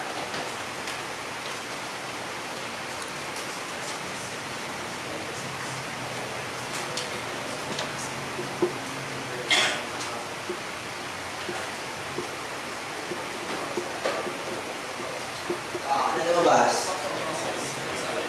Ayun, no? So that would be letter D, no? 76.75 minutes. Okay, very hard. Very hard. So, pag ganyan nga, sa mga gawin-gawin ultimate technique, kapag mahirap talaga, diba? Next problem. Balikan mo na lang. Okay, tapos, ngayon, pero ang good news, ngayon, at least ngayon mo siya na-encounter. Diba? Ang pangit niya pag sa board exam yan, tapos wala kang idea kung paano siya isa-solve. Okay, kaya if ever, ma-encounter mo rin sa board exam, all you have to do is, lost found mo na lang, letter D, 77. Sagutan mo na lang agad yan. Number 4. Ito. Solve the different. Ito, madali lang ito. Diba? May kung ako ba sa side na to? Okay na? Okay na to? Sige, burahin mo na to. Tapos bigyan kayo ng time para mag-copy ng lahat na yan. No?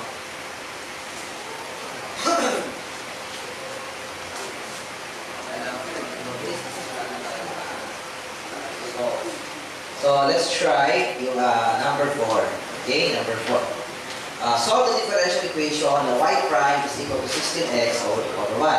So, we have y prime is equal to 16x over y. Okay, ito madali lang to. This should be y, dy. Yung dx dito sa ilalim, lagay ko lang sa kabila. 16x, dx. Tama? So, kasi dy ito, di ba? Tapos yun na, integrate. No? So, this is y squared over 2 equal to 8x squared plus C. Pansin nyo, hindi ako nag-ln of C kasi wala nang ln dito. Pag may ln dito class, sa kahit alin dyan, automatic may ln of C. Nakama? Kagaya ginawa natin kanina. But in this case, wala naman. No? So, pag meron tayo, integrate yan ng y squared over 2. Ito naman, 8x squared. Kaya siya ng 8x squared kasi x squared over 2 yun times 16. Okay? Or kaya, iniisip ko na lang yun. Pagka inalabas mo yung 2, ang binalik mo yan, 2 times 8, 16x ulit. Pag dinerivative mo ito, ito ulit ang lalabas. Anyway, cross multiply, we get y squared is equal to 16x squared plus 2c. Eh, ang 2c kasi may kakayahang mag-absorb, di ba? Ito may malupit na kapangyarihan to eh, di ba? Absorb all constants, di ba?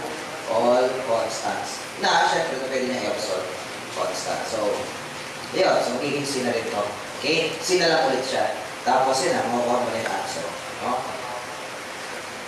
Okay, which is letter C. Okay? Very easy. Diba? Natagay lang ito. Now, how about number 5? Ito, ganun lang din. Okay? Actually, pwede mo naman gamitin dito yung calculator mo eh. No, pwede ka mag-calculate dyan. Pero, ang gawin natin, gamitan ko, alam niyo na naman yung mga calculate dito, di ba? So, kaso minsan, pagka halimbawa, ganito kasi tinatanong, mas prefer ko pa rin. Kung kaya siya ng variable separable, mag-variable separable ka na lang. Kesa naman, ika-calculate mo pa. Mas madali yun eh. So, halimbawa, ito. We have y prime is equal to x squared tapos y1 plus y squared. Okay, so this would become, again, ito, dy over dx kasi ito eh. So, yung dy nito, meron ng 1 plus y squared.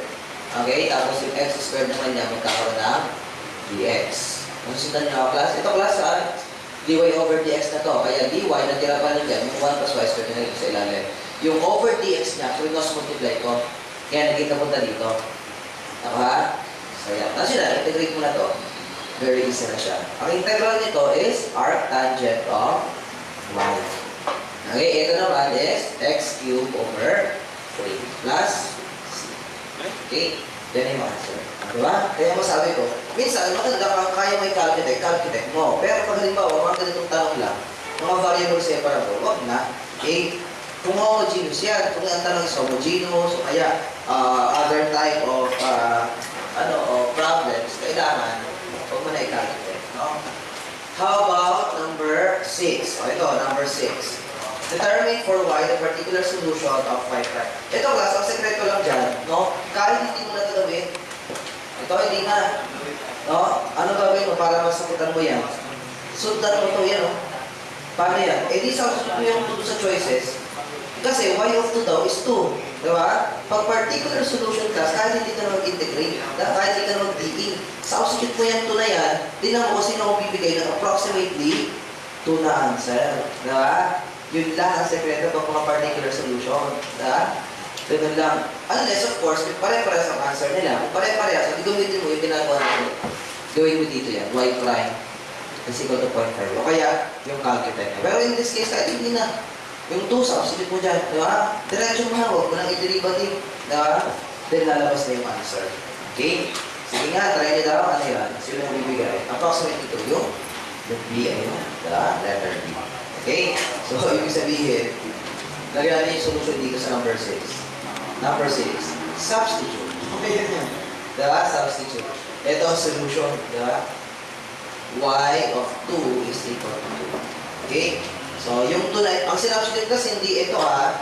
Ito ha. Kasi alam niyo naman, di ba? Pag sinabi, ang original ito, y of x. Di ba pag may y of x, ibig sabihin, function siya ng x. Ang variable niya dito sa kanan is the x. Ito yung mga yun. Okay? So, ito, yung 2 na nasa loob, yan yung sinasubstitute sa choices. Okay? So, yan lang ang technique, no?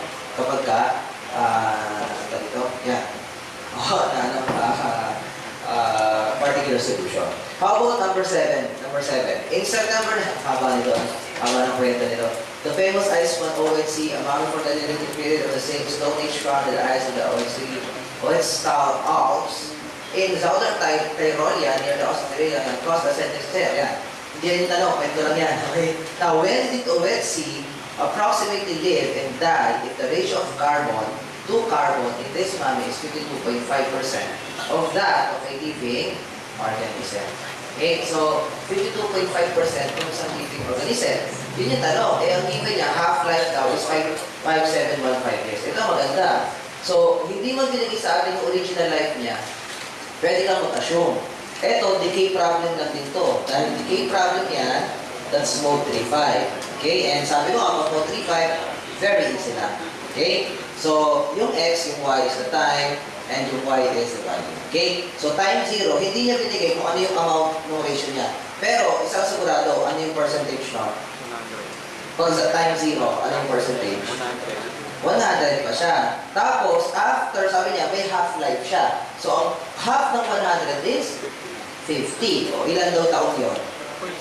5, 7, 1, 5 years. Tama, yun yung sinabi niya. Ang tanong niya, kailan naman siya magiging from 100 at 50, kailan siya magiging 52.5%. Okay, so, syempre, 100%, 50%. Ito kasi, inassume ko lang to kapag walang binigay sa'yo. No, percentage. Ikaw ang maglalagay 100%. Hindi ka gaya ng kaninang problem na nakalagay 0.02 grams, di ba? Ganon. So, pag ganon, hindi percentage ang gagawin mo. Pero kung walang binigay, ikaw na lang mag-assign 100. Okay? So, kunwari ang unit niya is percent.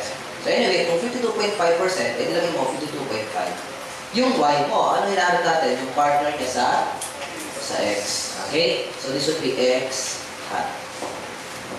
Okay? Very easy. Diba? Hindi lang yan. Yan, madaling talaga literal yan. So, ano ang answer niya? Letter? Ayun, no? Letter C. Okay? O, sige. O, sige. Copy mo na kayo. No? Then, we can try number 8.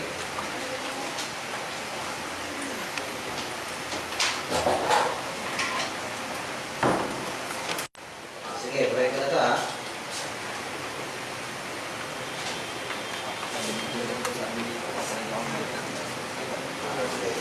sige. Sagutan natin itong number. Itong number 8. Ito number 8. Okay, now suppose that in winter, the daytime temperature in a certain office building daw is maintained at 70 degrees Fahrenheit. Okay, so temperature doon sa building ito, yung 70 degrees Fahrenheit. Now, the heating is shut off at 10 p.m. So, ito class, pag mga degrees Fahrenheit, alam natin ito kung anong uli ito eh, no? Ng DE, ano to? This is for NLC or Newton's Law of Cooling agad ito. Okay, pero tingnan natin, sabi niya, tapos, and turn on again at 6 a.m. So, sinarahan mo siya 10 p.m. Tapos 6 a.m. siya pinabalik. On a certain day, the temperature inside the building at 2 a.m. was found to be 65 degrees Fahrenheit. The outside temperature was 50 degrees Fahrenheit. Okay, sa labas. Okay? And had dropped to 40 degrees Fahrenheit by 6 p.m., 6 a.m. What was the temperature inside the building when the heat was turned on at 6 a.m.? Okay, so ano nangyari class ganito? No? So again, this is time 0, tapos this is time, again, this is for time. Okay? Ito yung tapos ito naman is for y, where ito yung delta t, di ba? Where yung delta t is temperature minus environment. Okay? Ang tanong, ano yung temperature ng environment? So in this case, sabi niya, originally, tinanggal mo yung heating. So ibig sabihin, yung loob na room, yun yung ating temperature, hindi yung environment. Ang environment yung nasa labas ng room. Okay?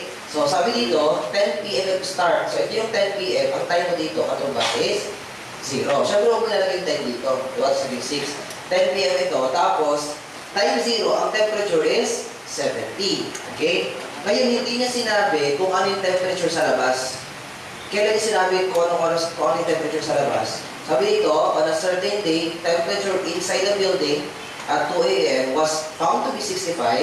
Ito daw, okay, hindi pa, sabi niya, inside, at 2 a.m. din ito. 2 a.m. So, at 2 a.m. is ilang oras pa yun mula sa 10 p.m. Apat. So, 4 hours. Ang temperature sa loob ay 65. So, 65. Okay, tapos, ang temperature is, 4 hours. 4 hours is 2 a.m. Plus, meron pa itong minus T sub E ha. Hindi pa sinasabi eh. Sabi niya lang 70 nung alas 10. Tapos, nung alas 2 na, after 4 hours, naging 65 na. Ngayon, sasabihin na yung nasa labas. The outside temperature was 50 degrees at 10 p.m. So, kailan ito yun, 50 degrees. At dito daw, 50 degrees siya. Okay? Tapos, ito nga lang, nag-drop din siya to 40 degrees Fahrenheit by 6 a.m. Kailan ba yun? Dito na yun. Tama? By 6 a.m. So, ibig sabihin, dito na. Okay? By 6 a.m., nag-drop siya ng 40. So, ang problema, ibig sabihin, ano ito? Ano yung temperature dito? Nagbabago-bago rin pala yung outside temperature. Now, mahirap yan. Usually, dapat yung T sub E constant. Ang nagbabago lang is yung temperature nung yung nasa loob. Yung environment lang yung constant yan. Dahil nagbabago ito class, from 50 to 40, buong 8 hours. No? So, buong 8 hours, from 50 to 40, ang kukuhanin natin para maging constant yan all throughout is the average. Okay? Which is, ang average niyan in 8 hours is what? 50 to 40. Siyempre, yung initial minus final, initial plus final, divide ko lang yan. And that would be, all throughout, on the average, it is 45 degrees. Nakaya ko ba? So, yan siya. No, ito yung average niya. 8 hours. Tapos, ang average niya would be 45. Yun ang ilalagay natin dito. 45, 45. Para consistent yung ating environment. Okay? O, yan na. So, ngayon, 6 a.m., ang tanong niya, what was the temperature inside the building now when the heat was turned at 6 a.m.? Pag 6 a.m., ilang oras yun? So, that is 8. Tama? Yun yung temperature sa X. Ano yung partner niya? Ang hinahanap natin is partner niya sa Y hat. Tama ha? Naintindihan ba ako? Gets? So, that would be Y hat. Okay? So, kasi nagbabago yung T sub E natin, dapat accurate siya. So, 8Y hat, ano yung lalabas na answer? Ano answer?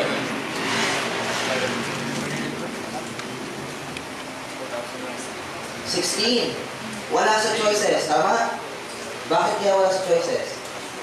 Kasi hindi pa yan ang final answer. Diba sabi mo nga, yung Y hat, ano nga ang Y hat? Delta T. Ibig sabihin, sa answer na ito, class, delta T pa lang yan. Ibig sabihin, anong ibig sabihin sa 16 na ito?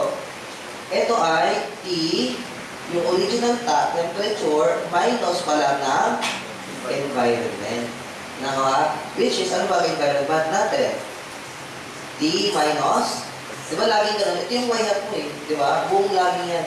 Lagi meron naka-minus. So, T minus 45.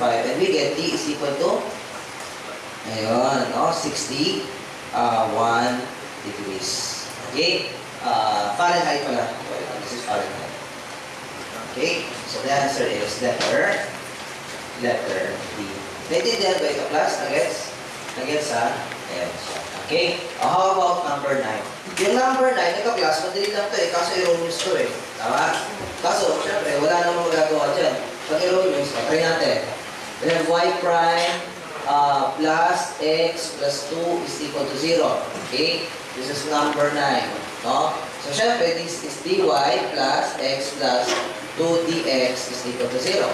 Okay, ganun yan. So, integrate, we have y plus x squared over 2 plus 2x equal to c.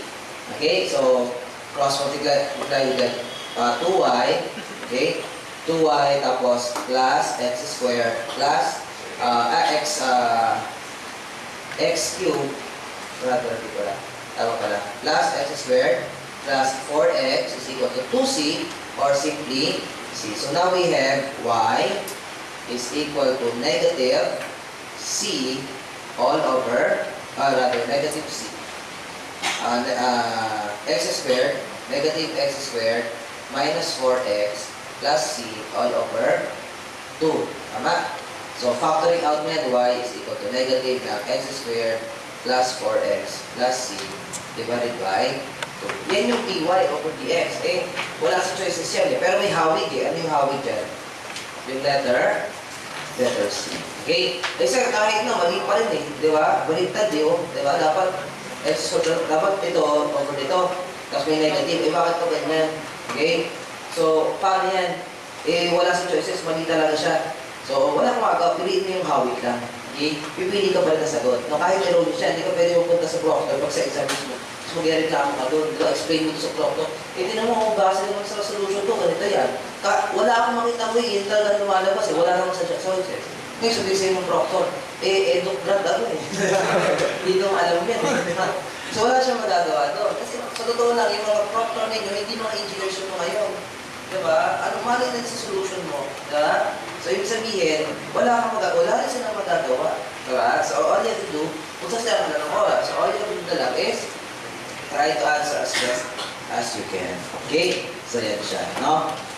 Pumili ka pa rin na sagot. How about number 10? Ito. Again, ang sekreto lang dito, pag particular solution, substitute. Okay? I-substitute mo yung 0. Ayan. Diba? Tingnan mo kung sino ang magbibigay ng 9. So, ang good news, wala naman dyan magsasatisfy na iba eh. Okay? So, all you have to do is substitute. Okay? Y of 0 is equal to 3. Okay? So, the choices. Tapos, kung sino ang magsasatisfy, yun ang answer. Okay? Which is, sino ang answer dyan? Letter. Sino ba? So, the answer dyan is, kahit nasa isip mo na lang, ito, pag 0 ito, ano yung y? 0 yan. Ang y is 3. Tama? O, yun na. Pero check mo dito. Pag 0 yan, ang y is square root ng 9 over 4 or 3 halves. Pag 0 naman to, square root ng 4 over 9 or 2 thirds. Pag 0 to, ang y is 2. O, isa lang yung answer. Tama? Letter A. Okay? Very easy. Diba? Very easy. Okay? How about number 11? Ito, calculator lang din ito. No? Area ng triangle. So, paano nga ito? Ano ginagamit natin dyan? Mode 6. No? Matrix na lang. Okay? Ito gagamitin natin. So, para makuha yan, that would be, ilista mo lang sa 3x3 natin. Okay? Ilista mo siya sa 3x3. That would be negative 6, negative 8, tapos 1. Yung 1, default. Okay? Tapos, 3, negative 5, tapos 1. Yung 1, default. 4, negative 2, tapos 1. Default. Okay? Yun na. Tapos yun na. Okay na to. Clear. Tapos, ang area na niya is 0.5 ng determinant ng matrix na ito. Okay? So, let's say this is matrix A. Okay? So, ganun lang siya. Paano ka ito makukuha itong determinant? That is shift 4, tapos 7. Tama? Itong matrix A naman, nasa shift 4, 3. Okay? Then, makukuha mo na yan. No? Mode 6, tapos mat A. Okay? 3.3. Intindihan ako, class? Ako ha? So, madali lang siya. No? The answer is letter A. Okay? Very easy. So, the answer is the area is wrong. Square roots. Okay? Practice lang, no? Mabilis lang yan, di ba? Tuhan na agad. Ngayon, yung mga ganitong answer class, kaya no? Mabilis lang. Diyan ka panalo eh. Kasi nakakatamit ka ng oras. Kaya yung number 3 kanina na mahaba, doon mo ilalaan yun. Kaya yung mahabang oras na yun. Pero huwag mo uunahin yun. Ang unahin mo kung sino yung mga oras mo dito sa mga madadali. Para meron kang extra time. Yung extra time na yan, doon mo ibabudget yan sa mga problems na it would take time to solve the answer, to solve the problems. Tama? So doon ang budget na doon. Okay? Number 12. How many ways can 7 people be assigned to 1 triple and 2 double rows? Okay? Basta kumuha ka lang daw ng isang triple tsaka dalawang double room. Okay? Kahit palit-palit sila doon. So ang sekreto pag ganyan class is, alam niyo, parang sa Mississippi lang. Alam niyo sa Mississippi, yung mga gano'n na how many ways can you arrange the letter? Kasi dalawa yung S o apat yung S, parehas na apat, di ba? Parehas na S. So gano'n lang dito, parehas na nasa double, lahat yung dalawang tao, it doesn't matter. So ang gagawin mo lang dyan is lahat, 7 people, tapos yung sa Mississippi, parang gano'n, no? That would be 1 triple, isang triple, okay? Tapos dalawang double. Okay? Ayan lang siya, no? Very easy. Okay, and the answer would be on number 12. No? Number 12. The answer is, ano yan? 210. Okay, 210. Tama ba? Ano kasi sa inyo? I-double check nyo ha, kasi nagdadala-diretso na tayo, pero isa baka mali yung answer ko. Okay? Para makuha natin. Okay, class, ulitin ko ha. So, nabagay ko na ito kanina sa mga nauna. So, sabi ko nga, medyo mabilis na yung discussion ngayon ha. Hindi na kagaya ng sa review. Sa review kasi, talagang ina-assume natin na yung first time mo mag-attend ulit. Parang gano'n, sa review yun. Ngayon, sa refresher, hindi na. Kasi tapos na ang review. So we are assuming, nag-aaral ka na, nakattend ka na ng classes. And, of course, pati yung solution dito, hindi natin binabasa yan. Kasi di ba, kasi niya, parang to solve ako before. Ang ginagawa ko, tinutulungan ko pa yung understanding ng problem, di ba? O, hindi yan. Pero ngayon, hindi na. Okay? Kasi we are assuming, nabasa mo na yung problem, encounter mo na yan, na-solve mo na yan. Tapos, maaaring tama, maaaring mali. Pero we are assuming, nakuha mo na yan. Nag-gets mo na yung concept. Okay? So ngayon, diretso tayo sa solution. Tama? Kaya pansin nyo, yung discussion ko, medyo mas mabilis na siya. Okay? Iba na to. Iba to. Okay? Parang pati sa refresher. No? Actually, sa refresher, abangan niya yung refresher nyo. Kasi, may tuturo ako doon na ako yung tuturo ng isang math at saka isang essay sa inyo. No, yung subjects doon, ang ginawa ko, nagsama tayo ng mga lumabas last board exam. Kaya pagka ngayon, i-exam mo yun, make sure you treat it like your parang pre-board or parang actual board exam. Exam muna kayo, mga 2 hours na exam, 2.5 hours na yung exam niyo. Then, sasagutan natin. Okay? Now, habang nagsasagot kayo nun, 50 items lang naman yan eh. Okay? Isipin mo, yung sinasagutan mo is mahaba na yun ang 2.5 hours, tapos 50 items lang. Okay? Kasi yung board exam niyo, 100 items eh. Diba? Tapos 4 hours. Okay? Now, ang isipin mo, you are taking the exam. Kasi, you're like taking the actual exam na tinake yung last board exam. Tama? So parang at least nararamdaman nila, parang pagka nadilian ka o nahirapan ka, pwede mo sabihin, I feel you. Parang gano'n, Pre, alam ko na kung bakit. Parang gano'n, kung may kakilala ka na bumasa or bumagsa. Diba? Alam mo na yung dahilan para nag-usap kayo. Okay? Kasi yun yung ating kasagutan. Pagka nagkaroon tayo ng discussion, yung math 1 natin, no? na refresher. Okay? Tapos, abangan din ninyo, bibigyan ko ng copy kasi kinausap ko yung examiner, inalam ko siya kung kuha ni Joke lang. Pero kinuha natin yung, sana, hopefully, meron tayong mga possible for example questions na isasama rin doon. At saka, bigyan ko ng copy si Jimmy Marina yung math natin at saka ESAS, no? ng mga possible word question. At past time, madami siya. Okay, yung nasa yung question ko. Number 13. Okay. Evaluate natin to. Calculator lang to. At I'm sure, huwag kayong magkakamali dito ha. Ano answer dyan? That is letter A. Wala nang sa nagkamali dyan. Pag nagkamali ka pa dyan, pwede nagkamali ka. Okay, pero dali lang yan, calculator yan. Pero, make sure dapat ang mode ng calculate mo, nung ginawa mo ito, should be in radians. Kasi pag hindi mo yung answer mo, malabag na hindi ka naka-radians. Okay? Ano ka na, siguro wala ka pang item. Hindi naka-radians eh. Number 14. Ito, mili, maganda rin sa mga mili eh. Anyway, ito, substitute nito. Madali lang yung pag-limit, diba? Substitute na. Pero, para kung halimbawa, wala mong math error, para maiwasan yung mga, kunwari, ang tanong eh, ito, madali lang kasi ito eh. What if ang tanong eh, yung mahirap na limit, yung alam mo yun, yung indeterminate form. Hindi ganun din, ang substitute mo is yung malapit sa 1 lang. 0.99999 o kaya sa 4 naman, 3.9999 or pwedeng 4.00001 sa y. So parehas lang, same lang ng concept ng limit na ginagawa natin. Anyway, ano yung answer dito? Letter? Ayun, no, letter C. Okay? 71. This is very easy. Okay?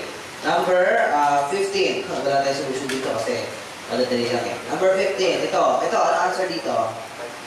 Ayan, no, the answer is letter B. Okay. Tricky yan eh. Bakit tricky? Kasi imagine nyo ha, cosine 1/4. Pag nag-cosine 1/4, nag-arc cosine ka ng 1/4, ano yung lalabas na answer? Okay? Ano yung lalabas? In degrees na lang. Arc cosine ng 1/4. Ano yung theta natin? 75 degrees. Tama? Now, yung 75 degrees na yan, pag yung graph mo yan, nasa quadrant yan. Galing lagi dito tayo eh. Ang quadrant yan is, ito yun, 75 degrees. Now ha, pero sabi sa problem, it is lying on quadrant 4. Ito yun. Now ha, so ito class, ang angle nito, negative 75 degrees. Okay? Yung theta na daw na ito talaga yung theta na hinahanap natin. Okay? So ibig sabihin, yung theta na yan yung i-add mo sa pi over 6, that would be 30 degrees. Tama? 30 degrees. Pi over 6, no?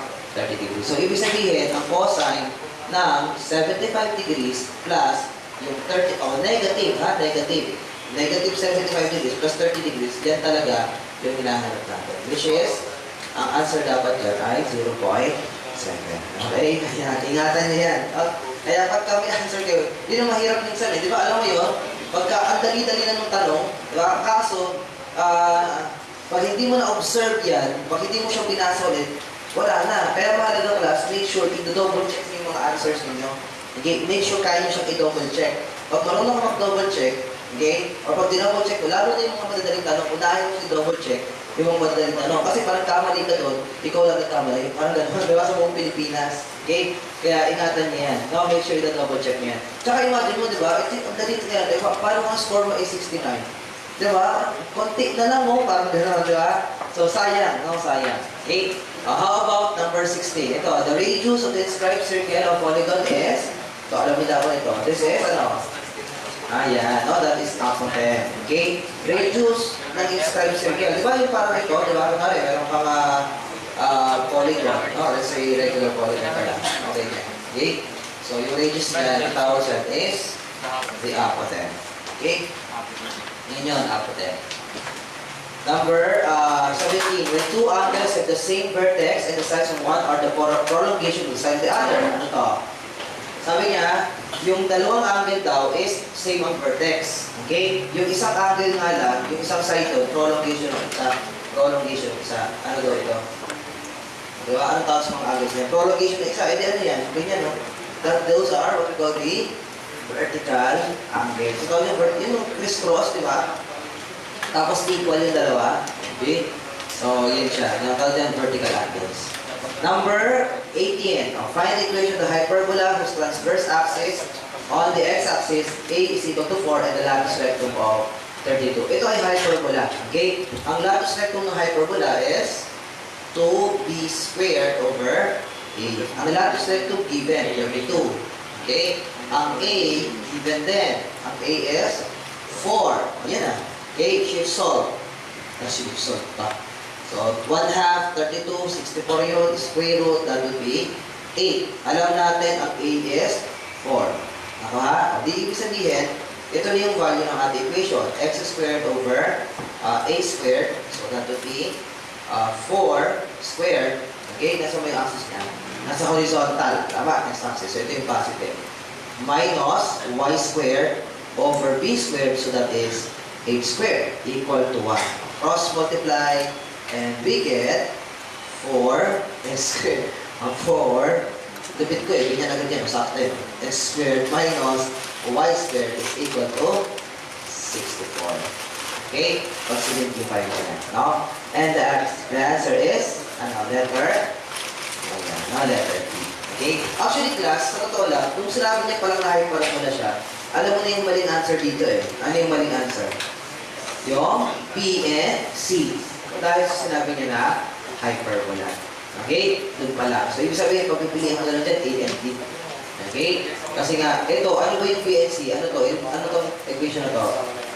That's for ellipse. Okay, ellipse yan. No? Number 19. Find the angle from the line na ito, the line na to. Ito, madali lang to eh. No? Tinunod ako sa inyo yung formula. In getting the angle between two lines. Okay? Pwede yung tangent theta is M2 minus M1, di ba? Pero yung ginagamit ko na isa pa is, ito. No, ano yun? R tangent ng M2, syempre lang, M2 minus R tangent ng M1. Okay, ano answer dyan? Letter? Pagkain nyo ba yan? Nasagutan nyo ba yan? Nasagutan nyo? Ano answer? Ayan ha? Ayun, ganun nga, naku na tama. So the answer is letter B. Oh, yun yung negative. Okay? Bakit sir? Actually class, by default, usually, ang angle dapat positive lagi. Okay? Kapag angle between two lines. Pag tinanong is, find the angle between two lines. Kung ang word is between. Okay? Positive yun. Kaso dito, hindi naman sinabing angle between two lines. Sabi niya, the angle from the line na ito, then to the line na ito. Okay? Ibig sabihin, nilinaw niya kung sino yung from at saka sino yung to. Tama? So, nilinaw niya kung sino yung M1 at sino yung M2. Tama niyo po ba? So, that's why negative yung answer. Kasi, ang mangyari dito, theta is equal to R tangent of M2. Ang from ay yung x minus 6y at ang 2 ay 5x minus plus 1. So, plus y. So, yung slope ng 5x plus y is negative 5. No? Tapos, minus slope ng x minus 6y, which is positive 1/6. Okay? Alam niyo naman kung paano tumingin ang slope, di ba? Na sa tingin lang, ano mo yun? Kuha mo na agad yung slope. Tandaan niyo pa yun? No, tinuturo sa inyo, di ba? So, transpose mo na lang. Tapos, ito naman, transpose mo, divide mo. Katabi ng y. Okay? So, ganun siya. Number 20. Ito, negative 80 ito. White one is very easy. How about number 20? Find the equation with an eccentricity of 35 and distance between directrices of 10 with axis along horizontal. Okay? So, kung ang distance between, yung E is 3,5. Malamang ano to class? So, 3,5 yung E. This is for what? Hyperbola, parabola, or ellipse, or circle? Ano yan? That is for ellipse. Okay, bakit? Bakit sa ellipse? Less than 1% eccentricity. Okay? Kailangan alam nyo ito class, yung mga ganito. Kapag minsan natin nakapansin ito, sa board exam, last board exam, may mga tanong regarding dito, yung mga posisyon. Halimbawa, yung last time, kumari, lumabas yung tanong na na kapag yung general equation, di ba? Tapos, halimbawa, ang tinatanong is, ano yung type ng curve kapag ang kanyang discriminant is greater than 0? Lumabas yun. Ano ba yun? Ano ba yung greater than 0? Yung b squared minus 4ac. That is for hyperbola. Yun ay kagaya rin lang ng eccentricity, kaso ang reference mo hindi 1. Diba sa eccentricity 1, pag less than ellipse, pag greater than 1, hyperbola. Kapag discriminant, ang discriminant yun yung b squared minus 4ac sa general equation ng line, di ba? Kung tanda ba ninyo. Ito naman, ang eccentricity, ito is, for ellipse is less than 0. Diba? Ano kasi yan? Yung dalawa yun, equal to 0, tsaka yung greater than 0. Diba? Which is hyperbola yun, at tsaka parabola. Diba? So, nakuha nyo ba? So, ganyan siya. No? So, anyway, yan. So, this is ellipse. Tapos, we have the distance between directrices. So, D is therefore hindi 10. Ano ang D natin? 5. Naka, kasi sabi dyan, distance between directrices. So, directrix to directrix. Naka, so 5, parang yung D. 10 yung 2D. Okay? O, tama ko ito? Naka, o, di from here, makukuha mo yung A dyan eh. So, ano yung A natin? A is, di ba, ade? So, yung A natin, yun yung hinahanap. Yung D is 5, and yung D is 3/5. So, lalabas we have A is equal to 3. Okay? Tapos, yung ade si Aya, no? Pwede natin gamitin, ade si Aya, para naman makuha yung B. Okay? So, para makuha yung B, ade si Aya. So, si Aya, okay? Si Aya. Yung C natin is, ano yung C natin? Wala pa, no? Pero square ko to both sides para mas simple. Okay? Because sa ellipse, ano yung C square? Punta pa rin nyo? A square plus or minus? Pagka-ellipse. This is, B square to eh. Ano to? Ito na, matagal na rin yan, ano? Mga 1 month ago lang. 2 months ago na ito. Sa review, di ba? Minus. Ang hyperbola, para siyang sa Pythagorean theorem lang, di ba? Yung hyperbola. So, lagi, minus ang una, sunod. Di ba ang topics natin eh, una lagi, circle, sunod parabola. Pero ang tinatanda ko, parang hindi ko malimutan yung mga formula eh. Una pinag-usapan, circle eh. Next is parabola. After nun, ellipse. After nun, hyperbola. Okay? Eh, unang diniscuss, ito, para sa ellipse. Kasi, tapos sunod yung, naka-plus na siya. Okay? Ito lang naman ang difference ng dalawa eh. Diba? Ng ellipse at hyperbola. Ito lang eh. Lahat sa kanila parehas eh. Yung pagkuha ng ade, si Aya, yung latus rectum, parehas na rin, ellipse at hyperbola. Maliban dito. Okay? And illegal sila. So anyway, itong C square, A square minus B square is equal to E square. Meron tayong E, tsaka meron tayong A. A square, tsaka A square. Okay? Ito, dito na yan. That's 3 squared minus B squared. Okay? Equal to E squared, which is E is 3/5. Okay? Tapos, okay? This is 3/5. Tapos, we have squared, tapos A squared. 3 squared. Shift solve, makuha mo yung B. No? So, try nyo nga daw, ano yung B natin?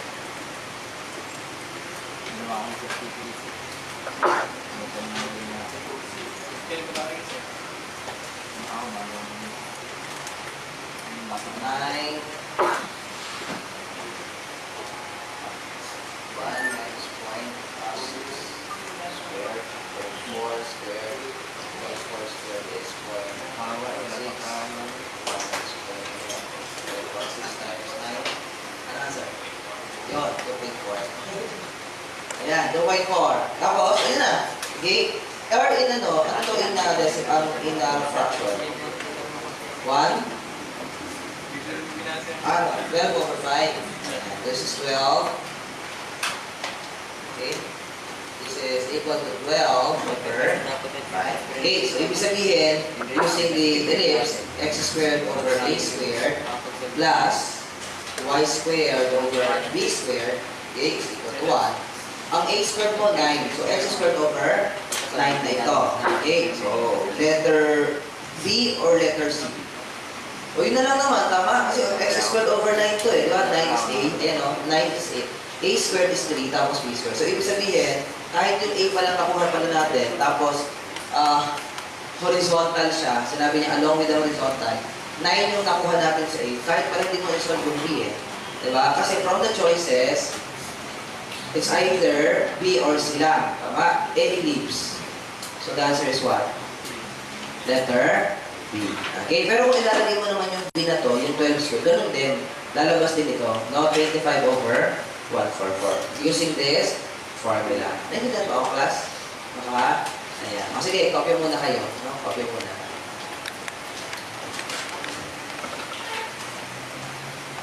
Number 20. Ito mo. Okay? Ito class, supposedly, ito ay gagamitan ko na, ano dito? Exact ba yan? O nga, no? Tinatin kung exact siya. Pag dinifferentiate mo to by y, kasi dx ka, di ba? Distribution mo to na y, tama? Ano yung value nito? Differentiate ng y, ang variable mo is y, tama? Magiging ito 0, ito ay 2y, tama? ito naman, i-differentiate mo ng dx. Tama? Para check natin, ano magiging derivative? Kung dx ito, derivative nito with respect to x is, ano? 2y. Actually, negative 2y. Tama? So, hindi siya exact. Sayang. No? Kung plus lang sana ito, mas madali yan. Dahil dyan, ayan ay gagamitin natin ang homogeneous. Okay? Homogeneous yan. Dahil mahaba ang homogeneous, next problem, supposedly. Ganun ang gagawin nyo. Okay, consider. Pero pwede itong calculate. Okay, i-calculate mo na lang para, kasi mahaba rin naman yung homogeneous eh. Mahaba rin ang calculate niya. Okay? Pero, ang gagawin natin, of course, is, pwede mo i-calculate. Okay? Paano nga siya kinakalitek? So, ang gagawin mo, alpha x squared plus alpha y squared. Now, yung dx, ang gawin yung class, 1 na lang yun. Okay, 1 na lang. Para yung dy, yun na yung buong y prime. Okay? Yun ang gagawin natin. No? Now, ang symbol natin, ilalagay mo sa calculator. Yung dx dito, naging 1, so nawala siya.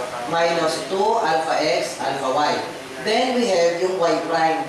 Okay? Now, sa calculator nyo, mag-assign tayo ng panibagong variable doon. Let us say, yung y prime natin is a. Okay? Alpha a. Then, alpha equals to 0. Okay? I-shift solve natin yung a natin. Okay? I-shift solve natin. Now, syempre, usually, normally, pag shift solve ka, ang anong lagi dyan, x. Tama? Hindi a. Hindi niya binabasa yan. The variable is a or y or any other variable. Ang gagawin mo, para ma-force mo yan, ang variable is a, lagyan mo ng comma to, tapos a. Ngayon, sinabi mo na, ang variable yung a ha, parang gano'n. Okay? Saka ka mag-shift solve. Okay? Shift solve. Now, pagka-shift solve natin, okay, tatanong ka na dyan, anong value ng x? Maglilet na lang tayo. Let's say ang x is 1, tapos ang y is equal naman sa 2. O, tinan nyo, nakalagay na dyan. Ano nakalagay na? Solve for, ano na? Solve for a na. Diba? Yan na siya. So, ibig sabihin, pinagtan mo kasi ng variable. Okay? Ngayon, pagka-equals mo na lang yan. Kasi usually 0 to eh. Okay? Basta press equals. Bibigyan ko ngayon ng a. Which is, 1.25. Itong a na to, ito yung y prime. Equal to 1.25. Okay? Now, ang gagawin mo, from the choices, okay, is hanapin kung sino yung magbibigay ng y prime na 1.25. Okay? Nakakanin mo ba? So, para makuha yun, kunwari, hindi natin alam yung answer, no? Letter D kasi yung answer. So, lahat dalhin natin. Okay, then we go to letter D. Okay? Para mabilis na tayo. No, kung letter D, tatry ko na rin, mali pa rin yung letter A, mali yung B, letter C. Check natin kung magsasatisfy naman sa y prime na 1.25 ang letter D. But para ma-check yun, kailangan may C tayo. So hanapin mo natin yung C. So this would be x squared minus y squared, okay? Or rather, iganto nyo na lang, kuhanin na lang yung C. Total 1 into yung y, okay? So from x squared minus y squared equal to cx, we have 1 squared minus 2 squared equal to c times 1. Lalabas yung C. Okay? Ano yung C natin? 1 minus 4 is negative 3. Tapos 1, we have C is negative 3. Nakakuha mo ba? Nakakuha? Ayan. So, may C ka na. Eh, dito na yung equation natin. X squared minus y squared is equal to negative 3x. Now, para malaman mo yung y prime niya, okay? Pwede mong i-manual ito. Okay? Yung derivative. Or, pwede mo siya i-manual ng derivative kung gusto niyo. Or pwede yung mag-calculator. Okay? Pag minanual mo ng derivative, doon mo tayo sa manual ng derivative. Try natin to. Anong differential nito? 2x, derivative niya is 2x minus 2y, y prime. Okay? Equal to negative 3. I-shift solve mo na lang ulit. Okay? So, 2 times, God bless you, minus 2 times 2, okay? Y prime equal to negative 3. Now, you check yung y prime niya. Ano yung y prime niya? Okay? Dapat 1.25. Kung ito ang answer. Okay? So, this is for letter D. Ganun ang gagawin mo. Okay? Ganun siya. No? The answer is letter. In this case, the answer is letter D. Okay? Now, kung halimbawa naman, syempre, kasi homogeneous siya mahaba Or pwede naman, i-manual mo dahil, huwag mong i-manual. I-calculate mo. Calculator din ang derivative mo. Ito nga lang, i-manipulate natin. Okay, gagawin natin. Y squared na is equal to, transpose, we have x squared plus 3x. Or, ang y na would be square root of x squared plus 3x. Ito. kinonvert natin papunta dito. Okay? Manipulate ko lang yan, ha? Then, using your calculator, yung derivative. Okay? Square root of x squared plus 3x. At x is equal to, ano gagawin natin? X. Yun pa rin, no? 1. Para consistent tayo. So, dapat lang, ang y prime na lalabas dyan is 1.25. Okay? Dahil parehas yan, now we have the answer. So, paano nyo nalaman na experience by schools? Hindi, trinay natin yung A eh. Kaso, in-skip na natin. Trinay natin yung A, mali. Trinay natin yung B, mali rin siya. Trinay natin yung C, mali rin siya. Then eventually, nakating tayo sa D. Ganun siya. Kaya hindi ko na, kaso yun, binuran natin siya sa tape. Mabalikan sa matter. Oo, lahat dadaan sa ganito. Lahat. Tatry natin yung A, yung B, yung C. Pero in-skip na natin para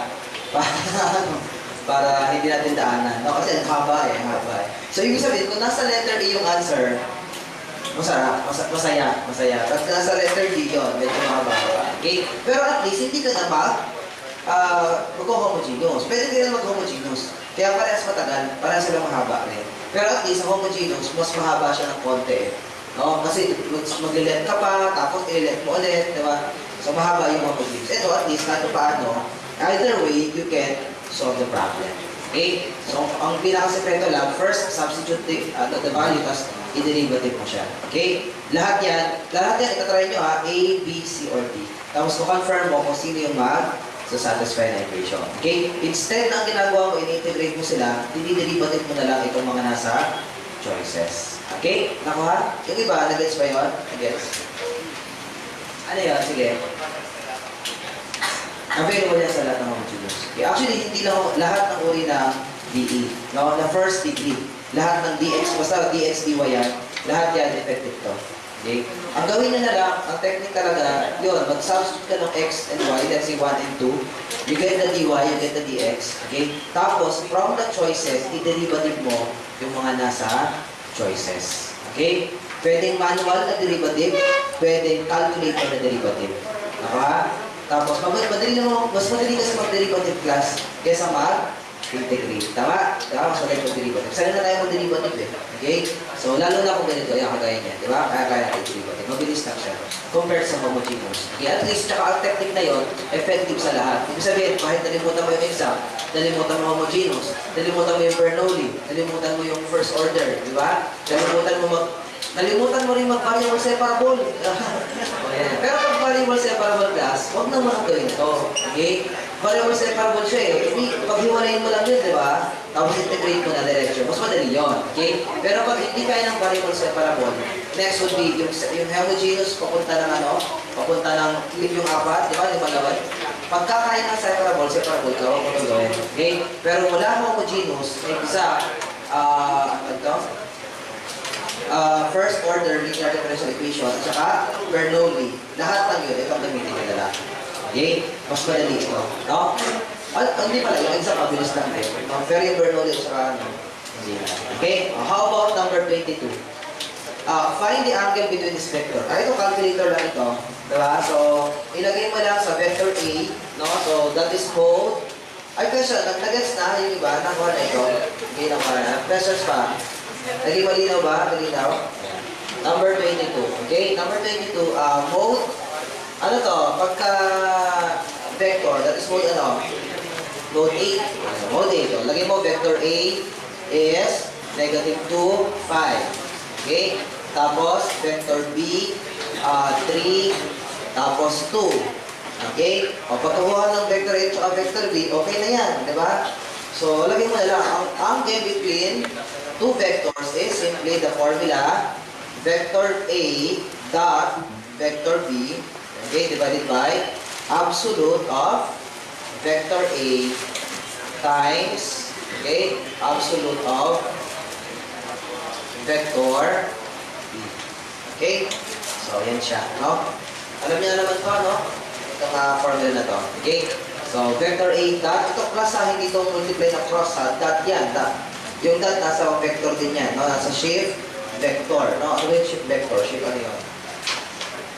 Shift 5 ba? Shift 5? Shift 5. Tapos nandun yung dot, nakalagay doon dot.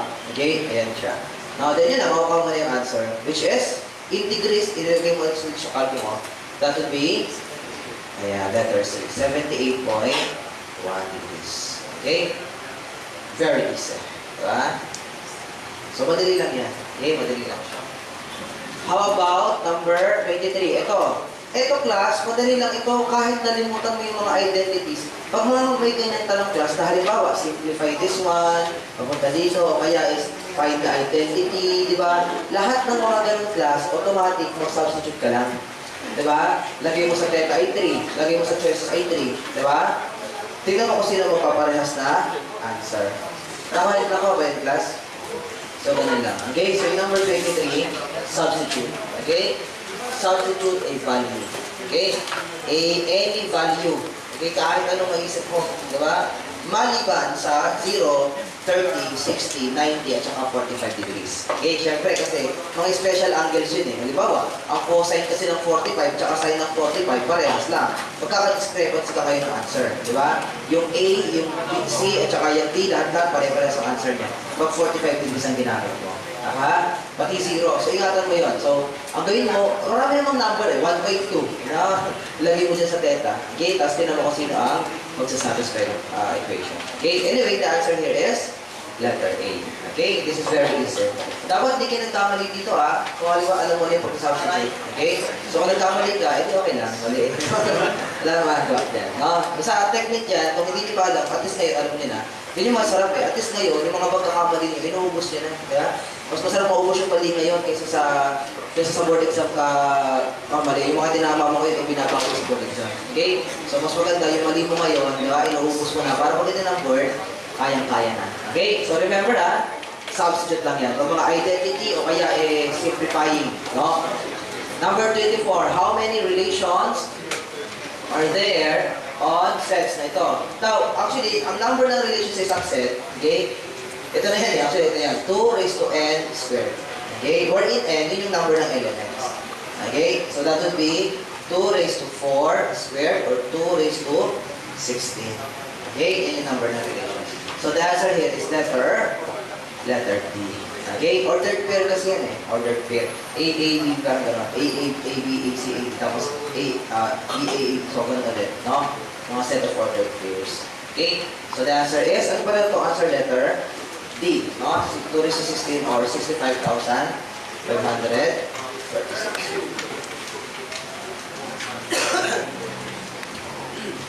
Number 25. Ito, a theorem which states that under very general conditions, the distribution of the sum of large numbers of independent random variables is totally normal, regardless of the distribution of the individual variables. So, ano answer dyan? Nasakatan niyo ba ito? Ano answer is? Yun, yun yung pinaka-familiar. Central limit theorem. Okay, so sa statistics yan yung ganyan, no? Central limit theorem. Okay? Number 26, it is a graph of sample values plotted on XY plane. Ano kaya yan? Yung mukhang familiar din, diba?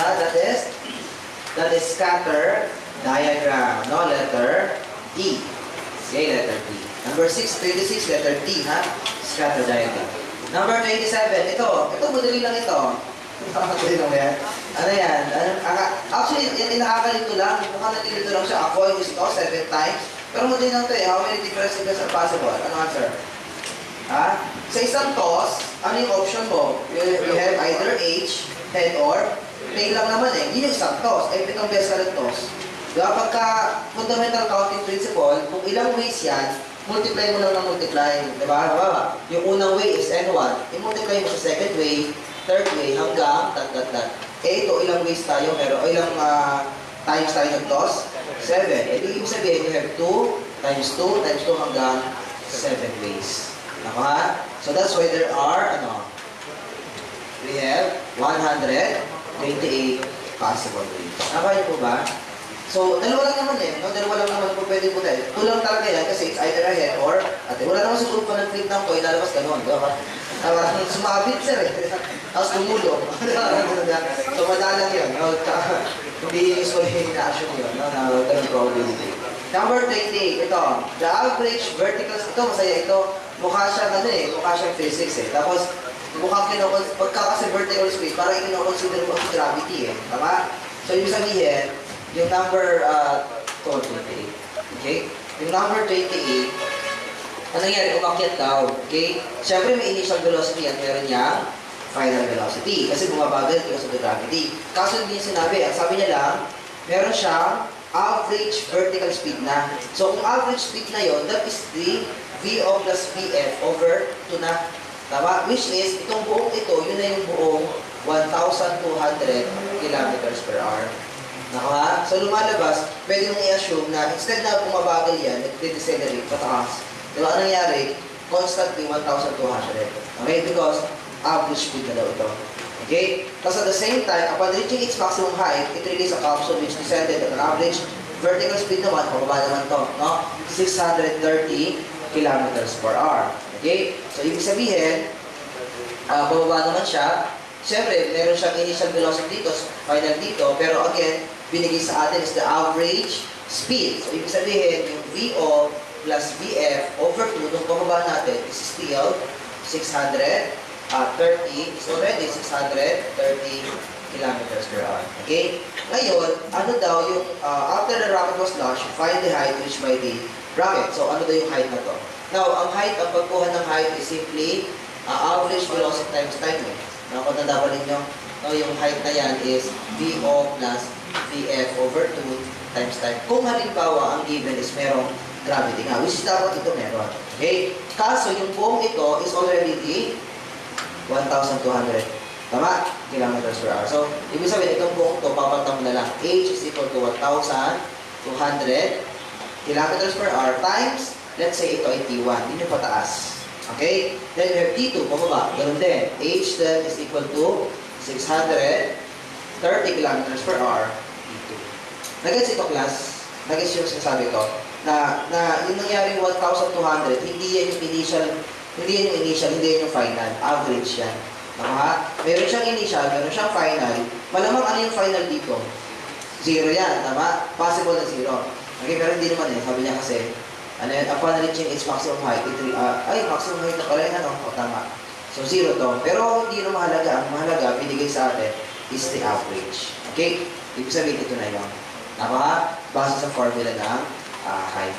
Anyway, yan na siya. O, hinahanap natin, total travel time daw niya is 90 minutes. Okay? Kaya ang gagawin natin, T1 plus T2 is total 90 minutes. 90 minutes, kaso per hour kasi yung usapan eh. So, per 60. Ako ha? Kasi ito is 1 hour. Intindihan na class? Against to? Okay, kaya may over 60 ha. Dahil sa 1 hour. Yun na, kukuha mo na yan. Ang T1 is H over 1,200. Tapos ang T2 is H over 630. 630. Okay, 630. 630. Okay. Tapos 90 over 60. Okay? Shift solve, you will get 50H. Which is lahat ng sila 619, pero yung answer dyan would be 619 and 41, 61, over 61 kilometers. Para makuha mo yun, i-press mo lang naman dyan yung shift height. No? Shift height button, yung height ng button na yan. Diba? So, i-convert niya pa ganyan. Okay? Although, inabas mo muna siya. No? Pagka nag-alpha x ka, saka mo i-press ito. Para naka-mixed fraction yung answer. Okay? Siya rin bahala sa mixed fraction. So, sundan pa po ako. Sundan. Ayan siya. Pwede lang naman yun. Okay? How about number 29? Ito, find the area bounded by the curves. Na ito, ano ba itsura ng curve na yan? Ito yan, dapat ganito yung drawing nyo. Okay? So, nakuha nyo yan. Then yun na, first step, di ba drawing? O, pag nakuha mo yung drawing, anong next? Kuhanin mo yung straight, kung vertical or horizontal. Ngayon, identify natin yung horizontal. Yung vertical straight na siya, tama? After ng straight, next would be the limit. Ano yung limit niya? To get the limit, equate mo si upper at saka si lower. Okay? So, ang upper natin is yung parabola, 4 minus 3x squared. Ang lower naman natin is x cubed. Okay? So, from here, we have x cubed plus 3x squared minus 4 is equal to 0. Okay? So, now we have x is equal to, ano yung kanyang limit? ano yung x and y, value ng x natin.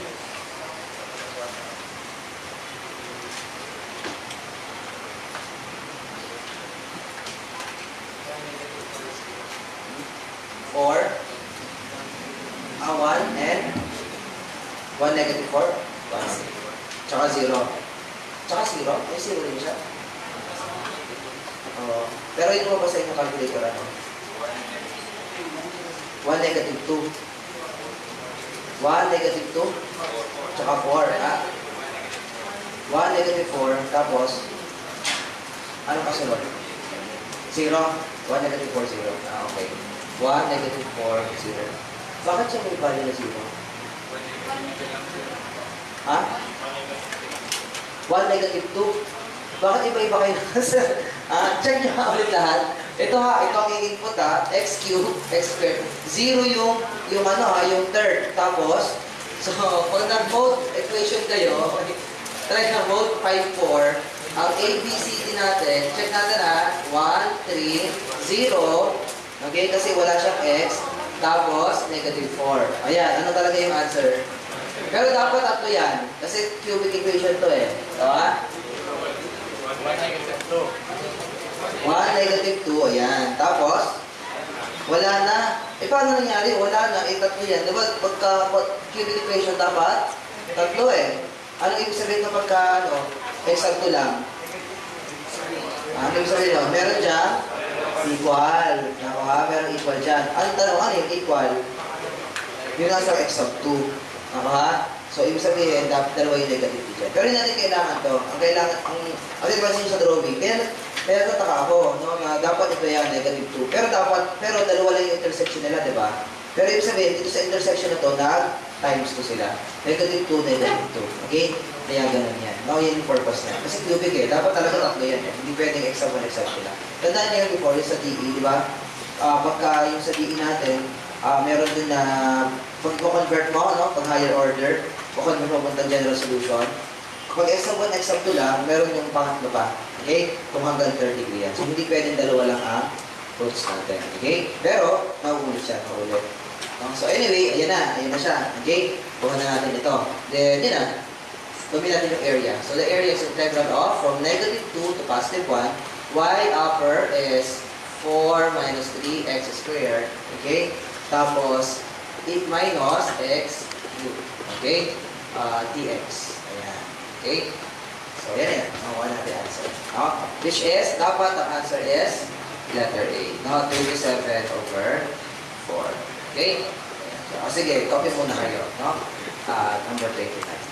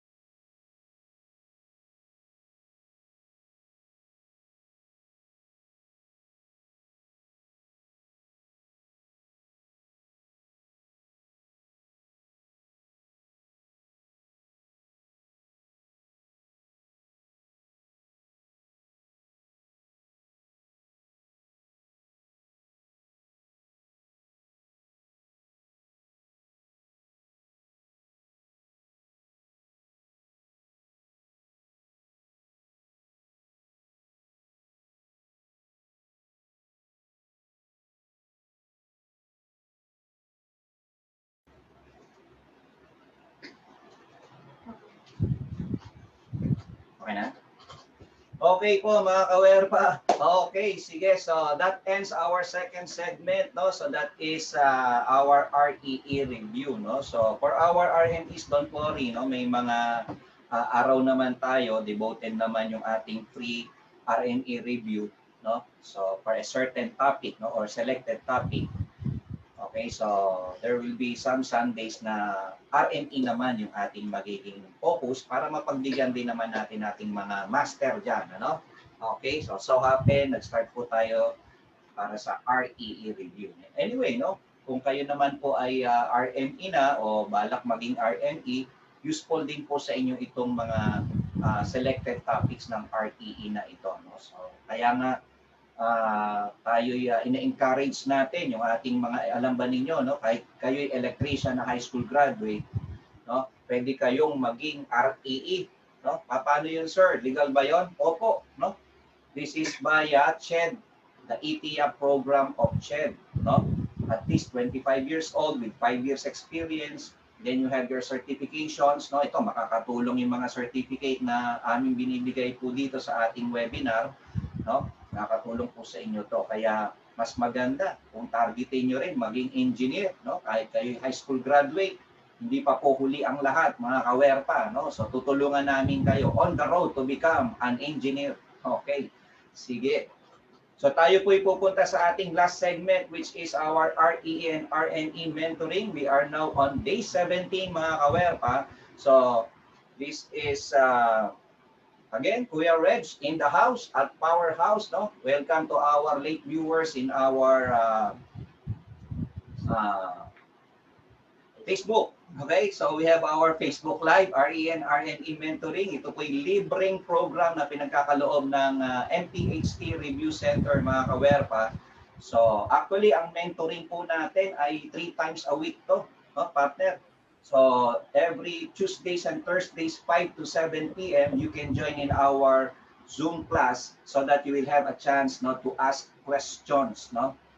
Kasi po, pag umaten po kayo, isasama namin kayo sa mga group members ng aming group chat. Then you will have your chance na magbigay ng mga questions at sasagutin po natin yan on air. Okay, so para wag na tayo magtagal, partner, let's go on to our first question. Sir, may signal cutting, ha? Na-record ko na. Sige. Okay, our first question came from Mr. Alan Estrada Tablada. No? Is he connected, partner? Check natin si Kawerpang Alan. No? Kanina yata, no? Connected siya. Where is he now? Yon, connected si Kawerpang Alan. No? Kapower, ha? Kawerpa, no? Sa Facebook kasi marami na tawag, eh, no? Kamaster, okay? Meron nga kakuryente, no? Meron ka-inhinyero, no? Meron akong nakita katanso, partner, ha?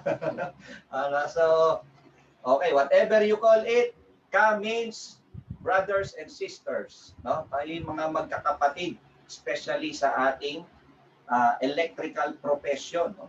Okay, good morning to you, Kaalan, Kawerpang Alan, good morning, okay. Pwede bang marinig ang iyong magandang boses?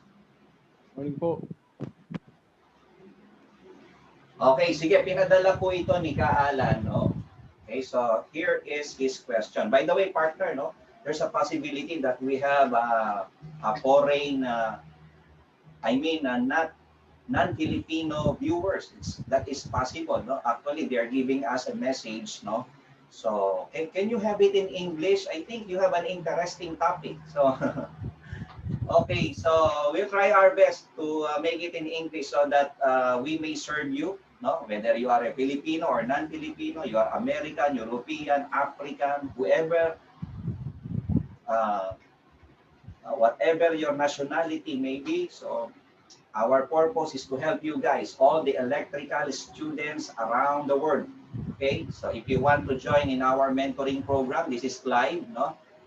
Okay, via Zoom. Okay, so may we invite you to join in our Zoom class so that you will have a chance to ask questions about electrical technology, electrical engineering. Okay, so let us have now the question of Sir Alan or Ka-Alan. Okay, which quantity remains constant in transformer? Okay. So again, of course, I will be answering based on my knowledge, based on my research and experiences. Of course, no. There may be some questions that I may have a 100% correct answer. There is a possibility. You can put your comment below. no? If you have some doubts, if you have some comments, no? So whether it is positive or negative comment, you are welcome. No? We are here to make friends with you guys, no? Okay?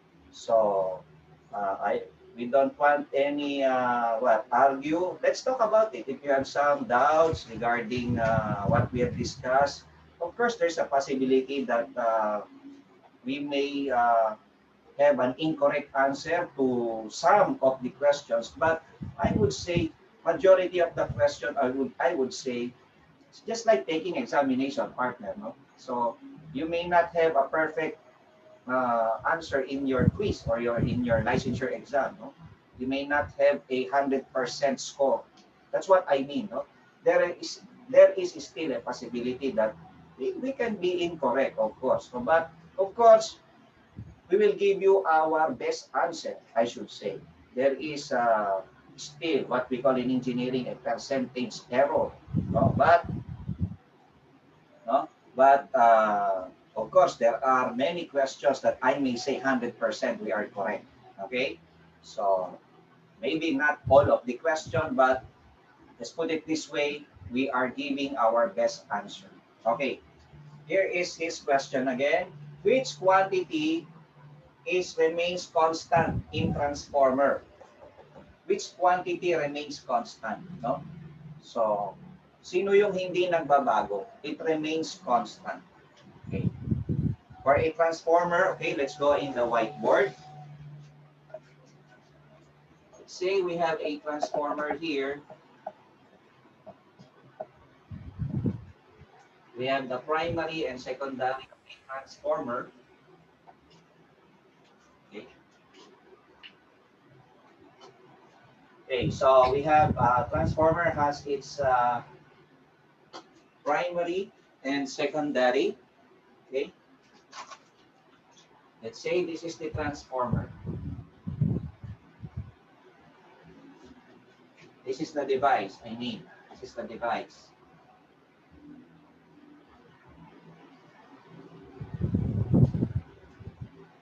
This is the transformer. Okay. There is what we call the transformation ratio of a transformer. There is a transformation ratio. That is our A. I call this as any. E-N-I, any. E-N-I. Any. 1, 1, 2, 2, 2, 1. Any. 1, 1, 2, 2, 2, 1. So, just remember that. That is just a simple technique of mine. Okay. So, any 1, 1, 2, 2, 2, 1. So, what does it mean? What does it mean? Okay. It means that, considering these two, E1 is equal to E1 over E2 is equal to N1 over N2, meaning they are directly proportional. Directly proportional meaning if they are 1, 1, 2, 2, that is directly proportional. Meaning if the number of turns increases, the voltage also increases. Or whoever has more turns in transformer will have a greater voltage. I mean, kung saan mas maraming ikot ng wire, doon mas mataas ang voltahe. What about here? E1, I2, E2, I1. What does it mean? That is inversely proportional. No? Meaning, the voltage that has, let's say, a higher voltage will have a low current. Okay? High voltage, low current. Let's say low voltage will have a high current. Okay? So, actually, we discussed this before in our transformer basics. But this question is, which remains constant? It doesn't change. Which remains constant? It doesn't change. In our basic equation here, the voltage and current are not constant. The voltage in the primary is not equal to the secondary. Well, not unless you have 1:1 transformer, but that's a special case transformer. Okay, there is one type of transformer I think that is what we call the matching transformer. I'm not mistaken. Matching transformer. So that is a one-to-one transformer. But basically, transformer changes the voltage. Okay? But the question is, which quantity remains constant? Yung hindi nagbabago. So, meaning, let's take a look at the choices. Meaning, the voltage and current changes. So, it's not constant. Okay, so we only have two. Kaware pangalan. No? Dalawa na lang ang natitira. Process of elimination. So, which quantity remains constant? Is it frequency or power? Frequency or power? That is the question. In transformer, there is what we call efficiency. Transformer efficiency. Let's go over here. The efficiency basically is the power output over power input. Sinit times 100%. That is the general formula for efficiency. Or we have the power output over the power output plus the power losses. Or power loss times 100%.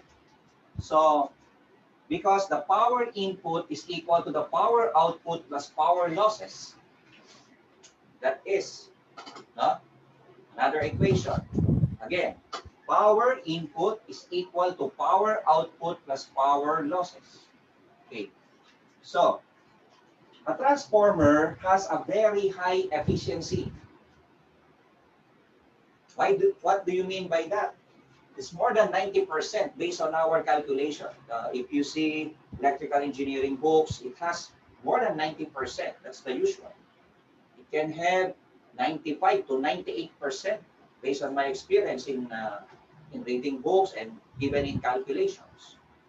Okay, it's just more than 90%. So the efficiency of the transformer is power output plus power output plus power losses. In particular, what is this power losses? There are two power losses of transformer, basically. So we have the core loss and the copper loss. PCU, or the copper loss. There are two losses of transformer. Okay. So let's say we have core losses. We have core losses here. Let's say this is the core. There are losses in the core. Okay. So meron tayong losses sa core natin. Let's say. And we have losses in our winding, which is the copper loss. Remember, the core loss is what we call the constant loss. Constant loss. And the copper loss, or the PCU, is what we call the variable loss. Even in DC machines and in generators, alternators, there is what we call constant loss and variable loss. That's a general formula for the efficiency of a machinery. That is power output over power output plus the constant losses plus the variable loss. Okay, usually the constant loss, these are mechanical loss, friction windage loss, okay, the iron losses, constant loss. That constitute a constant loss. The variable loss, basically, it's a copper loss. What is a copper loss? Since the core loss is a constant loss in a transformer, what is a copper loss? A copper loss, these are losses in the wire. So remember that a transformer has a winding. Let's say this is R1, X1, this is R2, X2. Okay. There are losses in the copper loss, which is the I squared R. There are losses in the resistance for the primary and secondary. So basically, If we mean, let's say, for example, we have an efficiency of 95%. What does it mean, 95%? No? Okay, the efficiency, power, that is in kilowatt, let's say, kilowatt, or it can also have what we call the energy. The energy output, it can be energy output over energy input, or energy output plus the energy losses. Well, it's just the same because we have the energy is equal to power times time. Well, energy is also power, and energy is power multiplied by time. Well, there is what we call all-day efficiency for the transformer. What is the efficiency for the whole day, for 24 hours? We'll go to that calculation, Kaalan, in our review class. No? We cannot do it here right now. No? We don't have the luxury of time. Well, your only question is this. No? For example, we have 95% efficiency. What does it mean? Okay, let's go back to basic. This is the power output over power input. Of course, there is that's 100%. What do we mean by power output? Power output simply means that is the power delivered to the load, the load. What is the power input? That came from the source. That came from the source. What do we mean? If I am going to put a load here and a source here, we have an AC source for our transformer. Meaning our power input, of course, is on the source side or line side. Electrician will call it a line side, just like a meter base. There is a line side and load side, right? Line side meaning source side. In power system engineering, that is what we call the upstream. The load side is the downstream, meaning that is the load side in power system, high voltage engineering. Now, if we have here the power output, that is the power consumed by the load itself. So, meaning, there is a certain ratio of the power output or the load power to the power input. Let's say you have 95%, meaning that is the ratio of the load power to the input power. See? So therefore, they are not equal. They are not constant because there are some certain loss. Certain loss in, let's say, if this is the core, because if you have your core here, let's say this is your core, there is a winding, there is a loss in the core, that is your core loss or iron loss, and there is a copper loss before it will go to the load. Let's say your power flow will be from the source, then there will be losses, and then we have the power output before it will now go to the load. So there are losses in the core. Let's say, so if we are to draw like this, we have a core here, then we have a transformer here. Of course, this has resistance, this has resistance. Okay? Of course, there are reactances. So, there is, due to the magnetic flux here, there is what we call a core loss. There is core loss here. And then there is a copper loss due to the resistances in the primary and secondary winding. So, let's say you have even 95 to 98%, meaning the output is not equal to the input. Okay? Not unless you have an ideal transformer, which is 100%.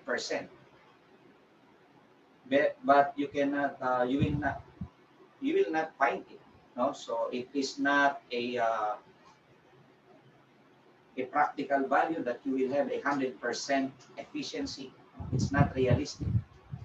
Even in calculations, I don't encounter 100% efficiency for the transformer. If we say 100% efficiency, meaning the output is equal to the input, there will be a constant power. And it's not possible due to the losses of the transformer. It's not possible. Even we tried in an experiment in the university, if you are going to put an oscilloscope here, there is oscilloscope that will show the wave shape. And this is the only thing that doesn't change. The frequency. The frequency doesn't change because if you have a sine wave 60 hertz, the output is also 60 hertz. Not unless you have a frequency changer. But the transformer alone will have a constant frequency. The frequency doesn't change. And my answer to your question, Sir Alan, Ka-Alan, is which quantity remains constant? For me, my answer is frequency. If this will be given in the board examination, the answer is frequency. That is my answer. Which quantity remains constant? Hindi nagbabago. Hindi nagbabago, frequency. The wave shape still the same. Okay, or the frequency, the cycles per second, if we mean frequency. Okay, that is my answer. Letter C, because the power may change. The power may change. Okay, because 100% efficiency is not realistic in transformer. Okay, so, or I believe so in any system, 100% efficiency. No? Not unless given in the problem, it has 100% efficiency, but it's not a usual thing. No? So, but definitely, transformer will have, even though it steps up, steps down the voltage or current, the frequency remains the same. Let's say in our country, 60 hertz. There are countries using 50 hertz, just like in India, 50 hertz. It doesn't change, the primary and secondary in a transformer. Which quantity remains constant? It is the frequency. The current, the voltage, and power changes. So that is my final answer. Is that okay? Now, Ka-Alan, that's my answer. Thank you po. Thank you. Opo. Concern regarding my question? You don't have reaction or violent reaction? No? Okay. Is that Okay, clear with you? Okay. No, sir. Yes, sir. Opo.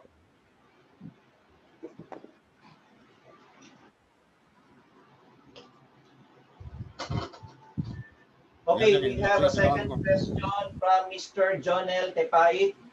Okay, is he connected, partner? Our Suke. Yes po. Our Suke. Okay, Yes po. Suke. Thank you. Yes. Yeah, si Sir ano yan eh.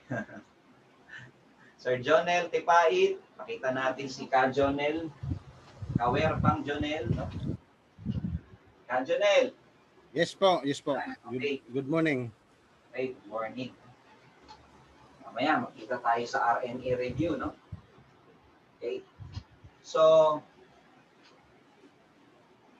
this is his question. So, copper field coils of motor was measured at 21 degrees Celsius and found to have a resistance of 68 ohms. After the motor has run for a given time, the resistance is found to be 90 ohms. What is the hot temperature of the winding? Okay, so these are the choices. what is the hot temperature? Okay, I will discuss first the theories, the principles. This is what we call the resistance temperature relation. Okay, we have the resistance to temperature relation. So let us draw the graph of resistance to temperature relation. So we have here, okay, this is the graph of a certain conductor that is linear graph, no? Linear graph. And then its intersection with respect to the x-axis is this. This is what we call our inferred zero, or simply IZ. Okay. I will put it here. IZ is what we call the inferred zero. Okay. Different materials has different inferred zero. Okay. So we have here our graph. Let us consider we have here our point 1 and point 2. This is our temperature that is in degrees Celsius, our x-axis. Our y-axis is our resistance in ohms. Okay. So considering our point 1 and point 2, if we are to reflect this, okay, we are going to reflect this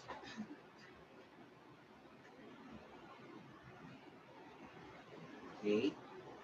So on the x-axis, this is our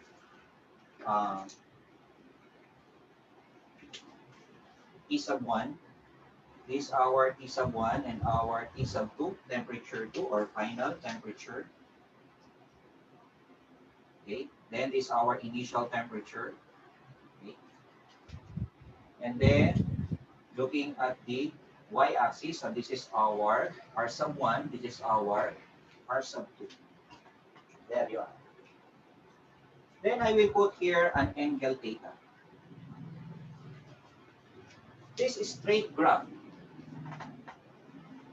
This means as the temperature increases, the resistance also increases. Okay? This is a linear graph. The resistance also increases. We will form here a right triangle. Take a look. This is small triangle. Let's say we have a right triangle here. This is small triangle is similar to this large triangle.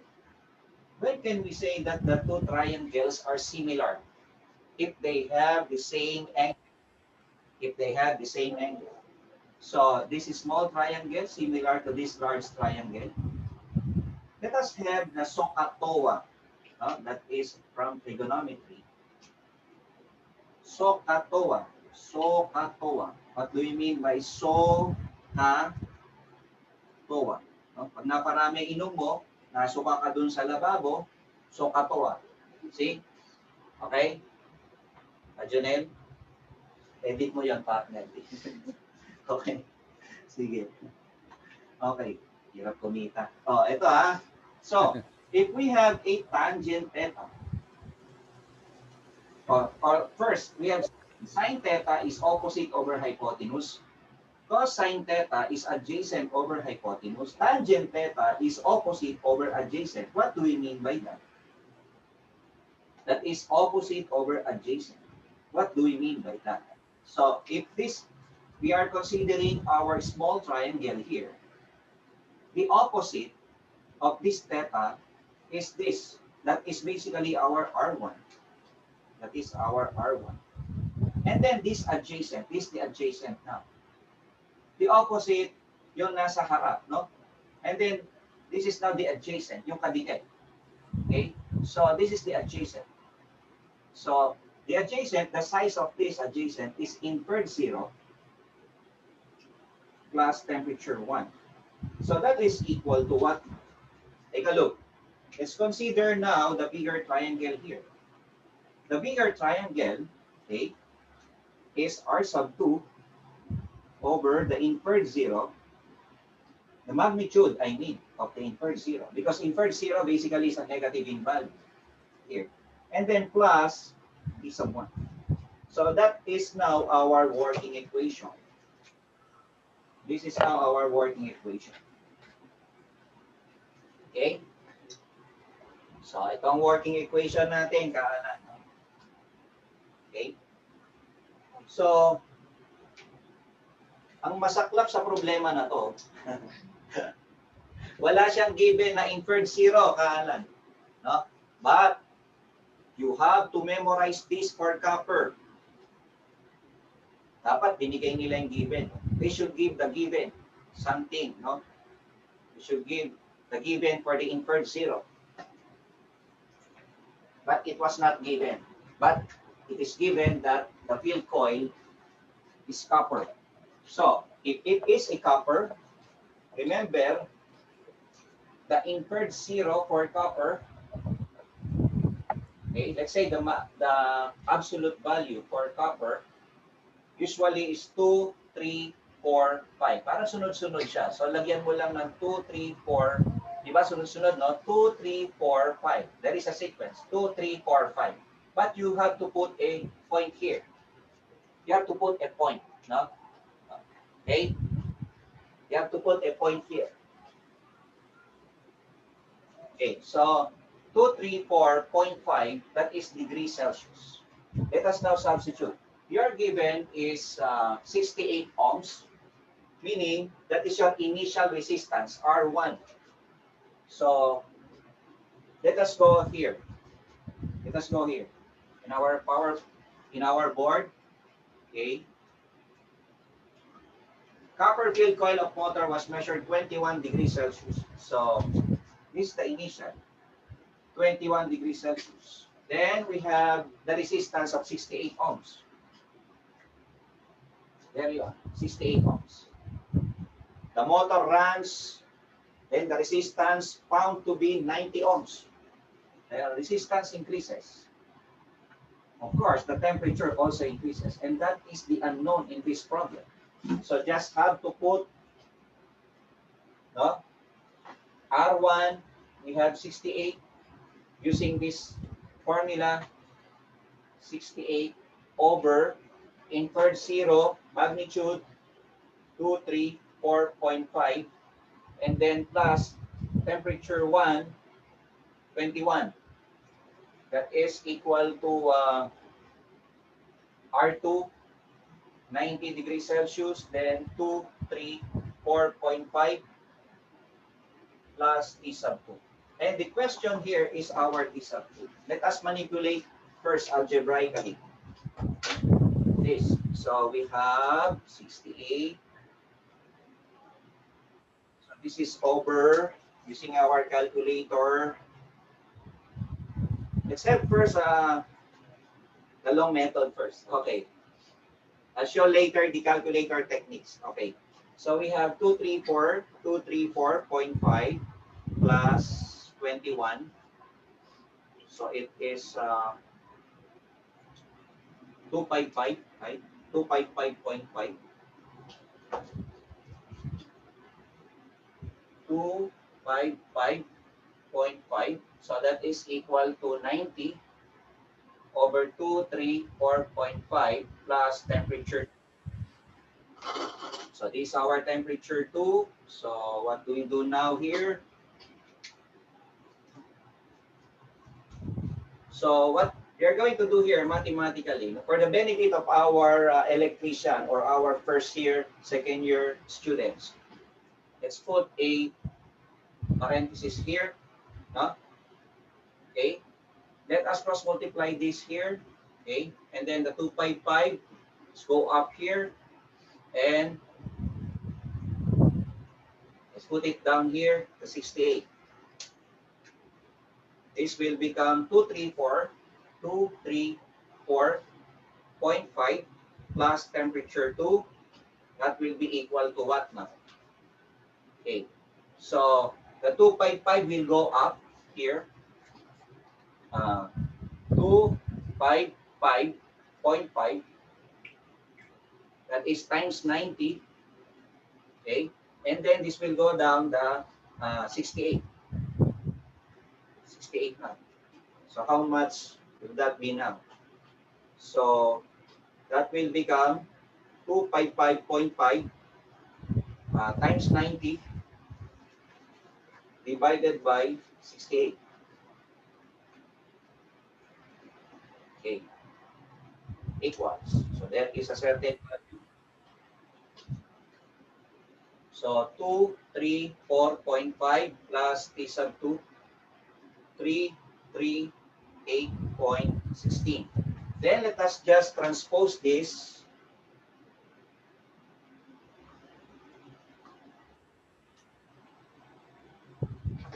We're going to transpose this one. So we can now have our T sub 2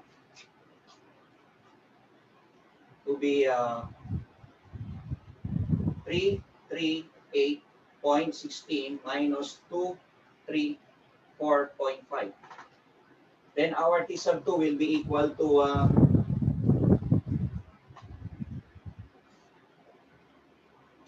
minus 338.16 minus 234.5.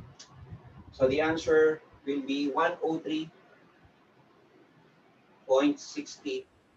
degrees Celsius. That is our answer to this problem. Okay? So, yun, sakto. Our answer is letter C. Ayun, kaalan ang ating sagot, no? Anyway, we'll have more of this in our master electrician review, no? We'll have here. So, this is our first subject, no? Direct current circuit. Is already enrolled in our RME review. So, we can make use, of course, our calculator to have some shortcut. Of course, that's what we call the shift solve in our calculator here, wherein you can use first your fraction, your over, meaning your calculator, your fraction is this symbol that is below the calc, the CALC button. Then you can input first. Okay, you press, then you input now your 68. You input your 68. Then you put now your arrow down. Arrow down meaning you have your biggest button, the replay button.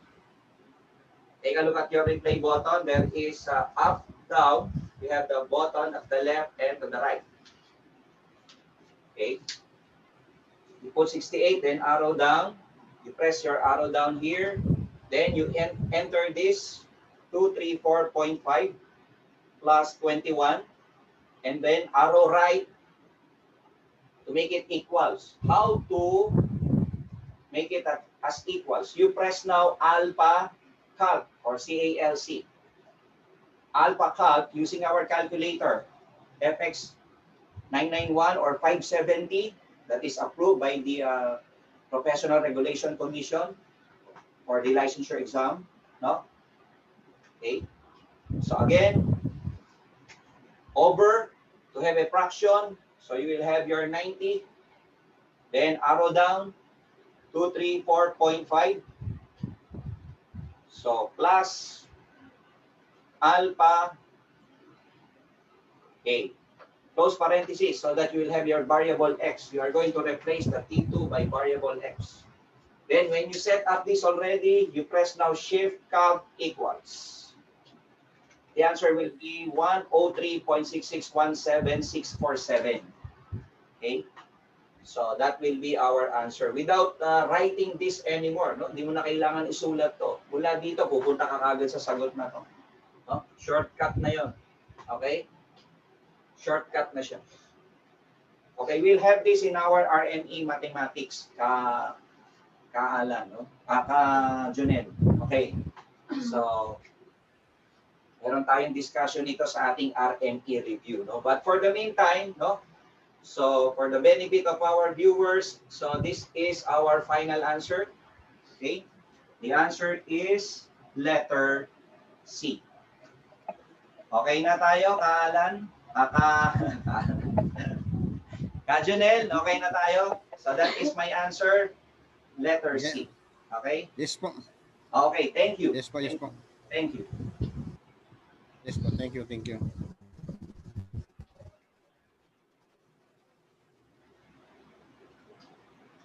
Okay, there's another question. A follow-up question by Kajonel ulit. Okay, nakarami na sa atin si Kajonel. Okay, Kajonel. Okay, this is your second question. No? Okay.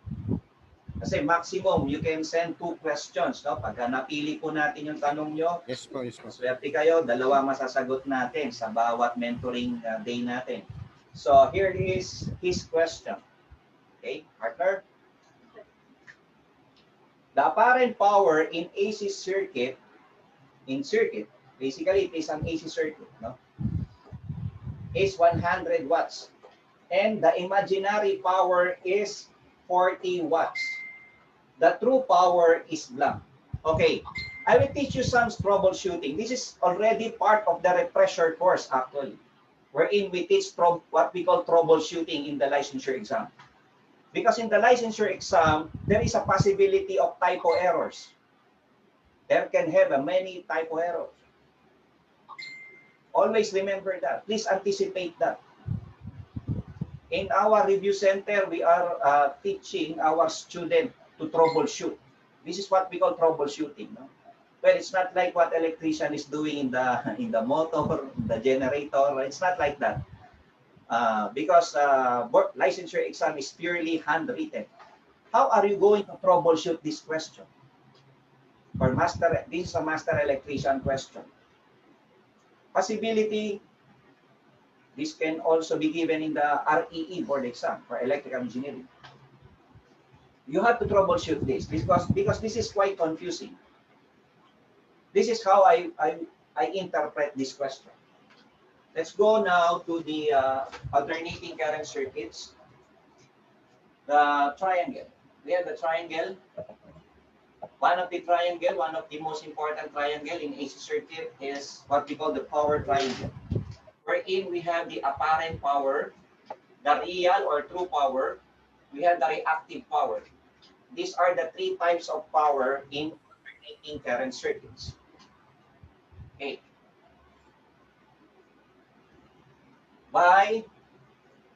This is by Pythagorean theorem. Take a look here. By Pythagorean theorem,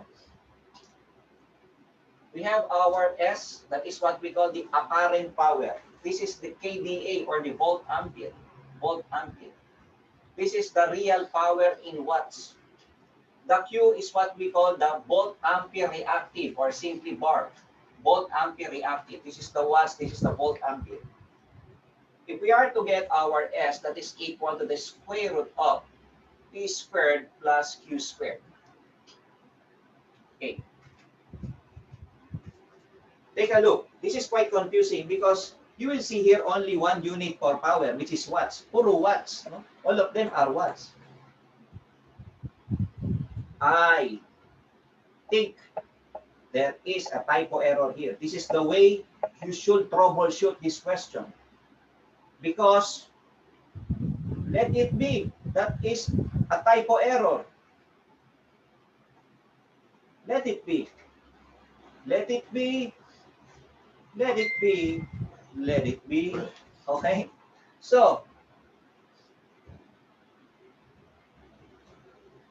i-edit mo yung partner. Okay. So, it says here, apparent power in a circuit is 100 watts. So it should not be watts. What it should be? It should be volt ampere. You make this as VA, volt ampere. It's not watts. Okay, Kajonel? And what do we mean by the imaginary power? Always remember this. The imaginary power is the Q. Take a look here again in our diagram, in our triangle. The real power, meaning because it is called real power because this is the real component. If we mean real component, it is the X component. is the X component. If we mean imaginary component, that is now the J, because we represent this, no, in electrical engineering as S that's equal to P plus minus JQ. Because this is the real power, this is the reactive power, or this is the imaginary power that has a J. Remember, in advanced mathematics, there is a J here. Okay? But don't worry for our master, no, sa ating mga electrician, hindi na lumalabas yung mga may JJ na yan. No? Okay? That is already advanced mathematics in electrical engineering. No? But what I mean is, if we say imaginary power, it is our Q. Okay? Our Q is our imaginary power. Imaginary power. That is actually our reactive power. Reactive power. Our P is our real power because that is a real component. No?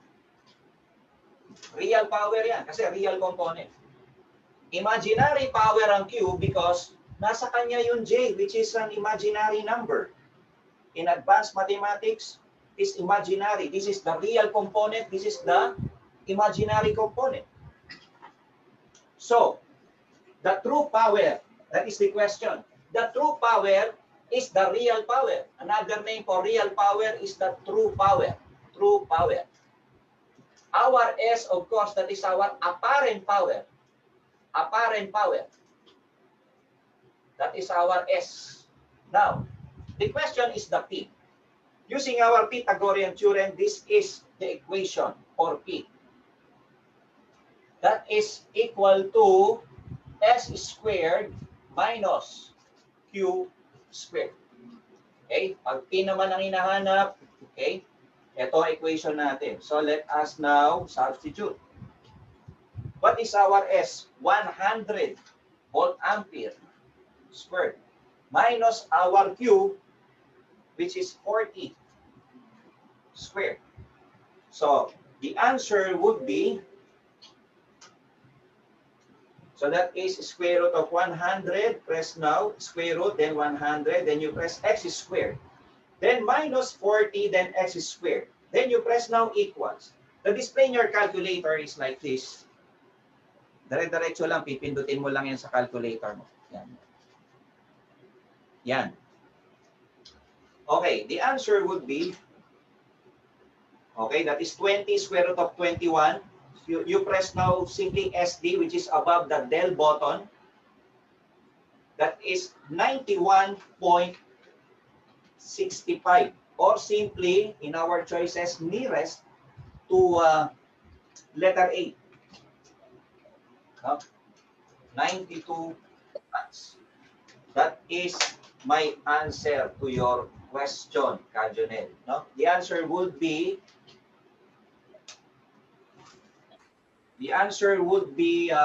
letter A. Kajonel. No? Okay, Yes po. Kajonel. Yes po. So that Yes is po. my answer. Okay, any... Mahirap pala sa ito na ano, sa akin eh. Sir? Mahirap Ano pala sabi? ito sa akin eh. Ano daw? Yes, because this is quite an advanced topic, so you have to start from scratch, from the beginning. That's why our first subject in RNE is RNE Math. So today, December 6, is the day 1 of our RNE class. So don't be absent, okay? Because you are already enrolled there. Okay, Kajonel? Congratulations, you are already Yes. enrolled in our Yes po, master. thank you, thank you. Okay, sir. See you later. Thank you. Yes po. Yes po.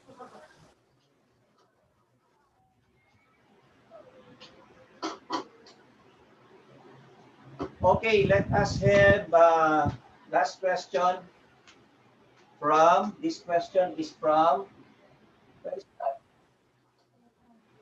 Okay, Prince yan. Hindi mo nilagay. Okay, I think it was given by Prince. Okay, sige. It was given by Prince. Is he connected, partner? Prince? Sunny Boy? Sunny Boy? It's not connected. Yes po, yes po. Good morning. Okay, there. Prince. Let us answer his question. Okay, so ito po, nandito po tayo mga kawerpa, no? So, welcome po sa mentoring program na ginaganap po natin dito sa Powerhouse. Live na live po tayo. Today is December 6, no? 12:30 p.m. Ayan, no? Di pa tayo nagla-lunch, partner. Okay, sige po. Tayo patapos na po sa ating pong free 3-in-1 coffee. Hindi pala kape ito, no? Ito pala ay libreng special free webinar, no? Free REE, RME review at free mentoring, no? For our REE and RME aspirants or examinees. Okay, so okay, Prince. Okay, are you listening now? Okay, ito na, Sunny Boy, tama ba? Okay, Yes, Sunny sir. Boy, tama ba? Pinadala mo tong tanong na to? Yes sir, kagabi po. Okay, just last night. Okay, here is his question. This is from the Philippine Electrical Code. A 15 ampere or a 20 ampere branch circuit shall be permitted to supply lighting units and other utilization devices. The rating of any one cord and plug connected appliances shall not exceed a certain percentage of the branch circuit rating. Okay, what is this percentage? No? So the rating of any one cord and plug. What do we mean by that? No? The rating of any one cord and plug. So let's say this is our plug, and then this is our cord. Okay, then you're going to put this in our outlet. Okay, we're going to insert this in our outlet. Of course, our outlet is being served by our branch circuit conductor and our circuit breaker from the panel board here, right? Okay. Okay. If we may read again, we have a 15 or 20 ampere branch circuit. What do we mean by that? For example, I will use, in practice, usually the minimum being used is 20 ampere. Okay. That is the branch circuit. The size of the branch circuit is the ampere trip of the circuit breaker. Always remember that. The size of the branch circuit depends on the ampere trip. Ampere trip is what is written on the circuit breaker. This is also being provided in the National Electrical Code, not only in our code. It's just the same answer. Whether you use the Philippine Electrical Code or the National Electrical Code, it will mean the same answer here for this particular question. Let's go over here again. A 15 or 20 ampere branch circuit. So meaning that is the size of the circuit breaker or the ampere trip shall be permitted to supply lighting. So lighting or utilization equipment. The rating of any one cord and plug. So we are talking to the rating of any one cord and plug. Shall not exceed. So wag daw tayong sosobra. Shall not exceed. Okay, Prince, is that maximum or minimum? Shall not exceed. Wag Maximum. sosobra. Sir. Maximum. Maximum. Okay, very good. Palakpakan naman dyan. No? Okay. Tama ang sagot ni Prince.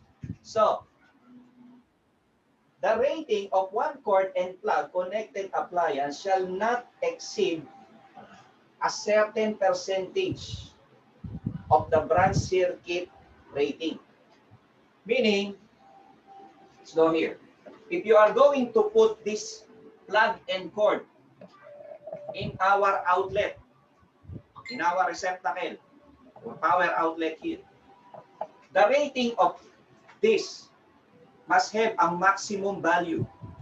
It shall not exceed 80% of the size of the circuit breaker here, or the size of the branch circuit. What do we mean? The allowed value for this 20 ampere is actually 80%. You have to multiply it by 0.8. That is the answer.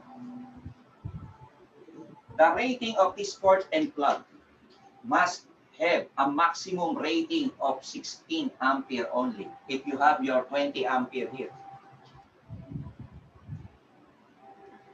Okay? Yes, sir.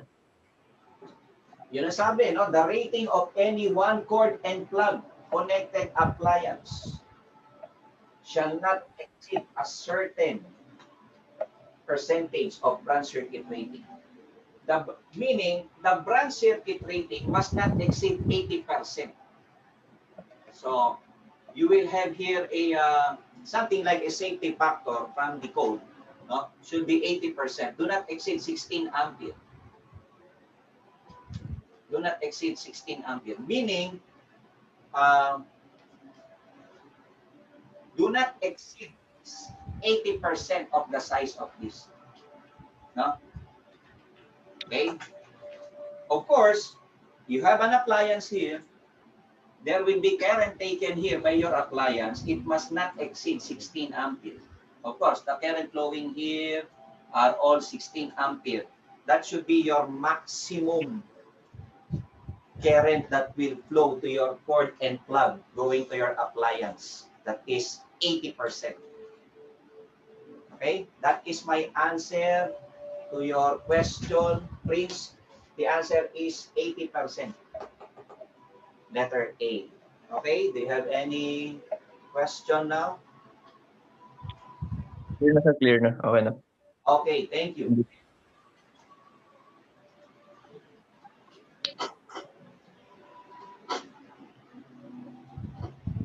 Okay na, Char.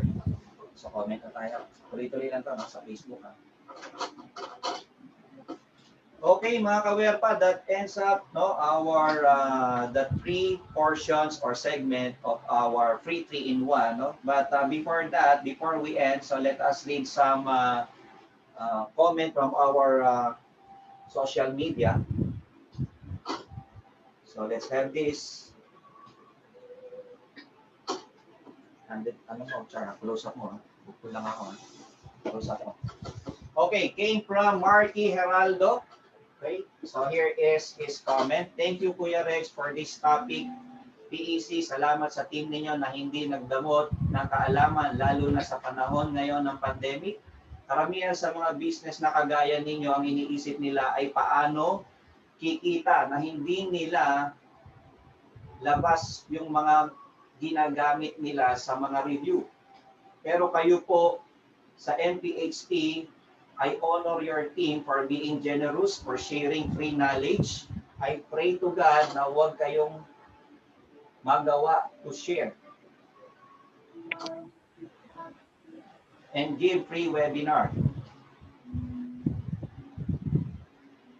Huwag po kayong mag-alala, ibabalik ni God kung ano man ang mga na-share nyo sa iba. Siksik, liglig, at umaapaw. God bless your team.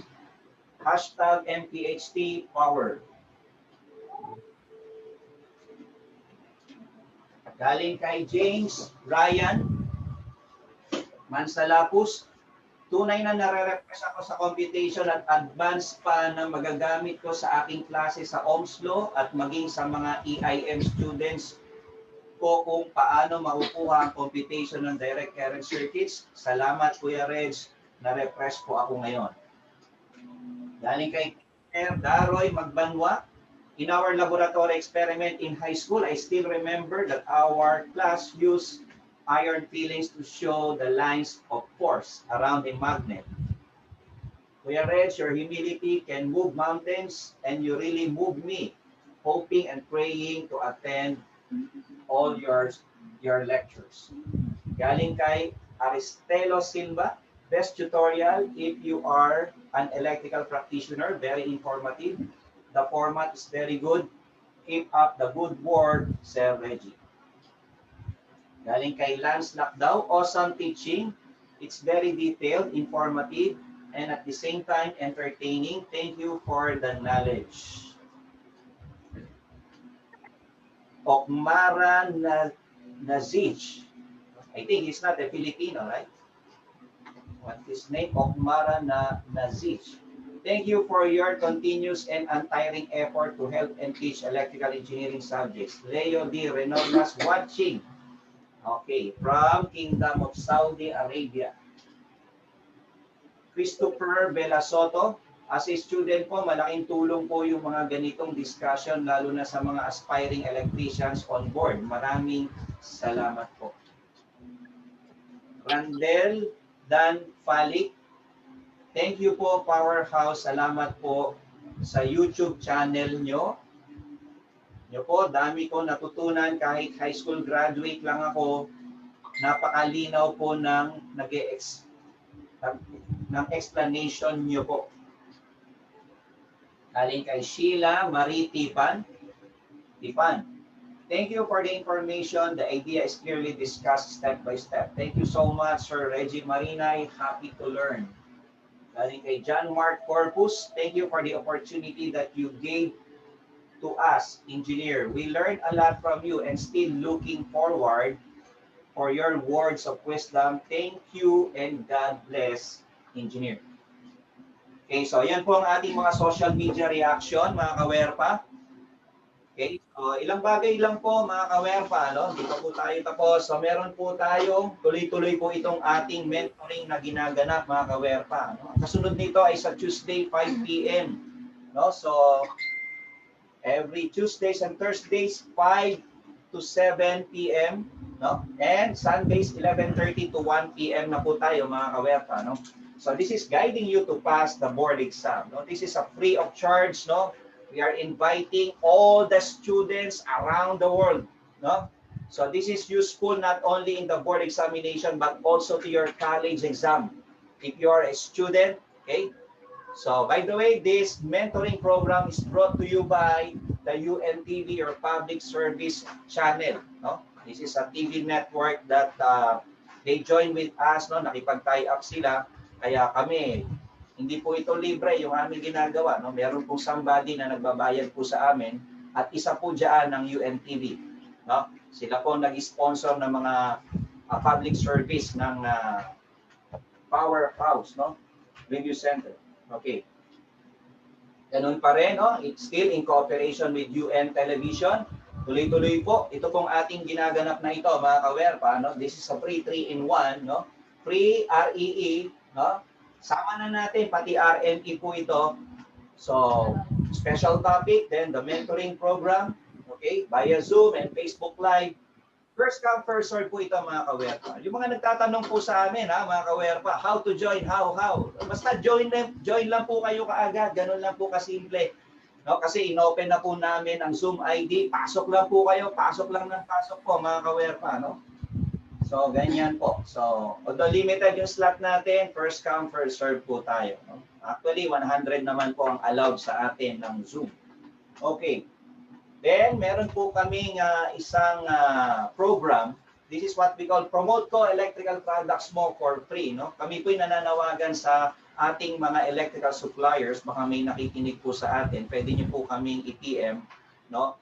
Or you can put your comment below, no? Sa comment section. Baka gusto niyo po makipag-tie up po sa amin. Libre po, wala po kaming i-charge sa inyo, no? So ipo-promote po namin ang inyong produkto sa buong Pilipinas o sa buong mundo, no? So this is bridging the gap between the academy and industry. How is this? Kasi po by God willing this coming January, ang aming magiging topic sa aming special topic sa 3-in-1. That's around 1.5 hours. We are going to discuss your electrical products for free. I'll be the one to discuss, no? Gagawin nyo lang po ay i-email nyo lang sa amin yung mga technical files po ninyo, no? I-discuss lang po natin yung mga operation principles, no? And then you can tie up with us to discuss the marketing, no? Talk to our special webinar, no? So we have around more than 9,000 views sa ating pong YouTube channel and more than 1,600 na po ang ating mga subscriber sa ating YouTube channel, no? So baka may nakikinig po sa ating mga electrical suppliers, pwede po tayong magtulungan mga sir. Libre lang po, wala po kaming i-charge sa gagawin po namin ito. Kasi ang purpose din po namin ay makatulong sa ating mga practitioners at sa ating mga electrical students para ma-update po sila sa mga latest technology.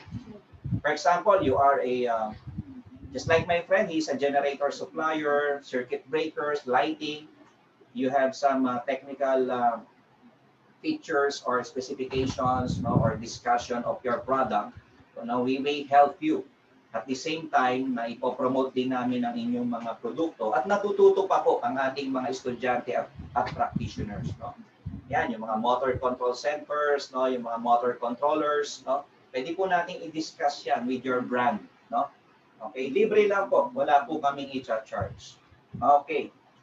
Ito po mga kawerpa, ito hindi libre, no? Pero murang-mura lang to mga kawerpa, no? So yung ating special webinar, inaanyayahan namin kayo for this December via Zoom. So meron tayong building wiring installation, 700 pesos lang po.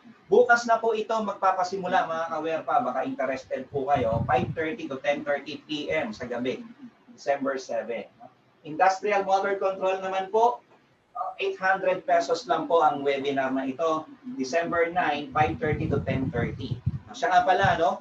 May libre pa po itong mga videos na makukuha po ninyo. At a very small amount, may mga videos po na libre na makukuha po ninyo. Okay. So, may practical electrical design po tayo. 1,500 lang po on December 11, 14, and 16. 5:30 to 9:30 PM. And our practical electrical estimation course, 1,000 pesos lang po for this 2 days webinar, 5:30 to 9:30 PM. Libre na po ang soft copy ng mga modules. May certificate pa po. Pati nga po yung video book or the lecture video, meron po kaming ibibigay po sa inyong link, mga kawerpa, to avail our video at a very small amount. No? Kasi lahat ng ito, magkano ba yan? No? Around 4,000 pesos lang po yung apat po na yan. Dati po yung 4,000 namin na yon, building wiring pa lang po yun. No? So ngayon po, 4,000, lahat na po ito makukuha nyo mga kawerpa. No? Napakamura, 4,000 pesos only. No? Okay? So our discussion is in Taglish, no? English, Tagalog combined. Okay? So these are all the course outline of each special webinar, no? For building wiring, ito na po yung mga topic na i-discuss. No? Anyway, nasa Facebook naman po namin, no? Pakibasa nyo na lang yan in detail. Sa motor control, maganda po. Electromechanical, mga motor starter, kasama na po power electronics, soft starter, variable frequency drive, and may introduction po tayo sa PLC. Ayan, mga discussions natin.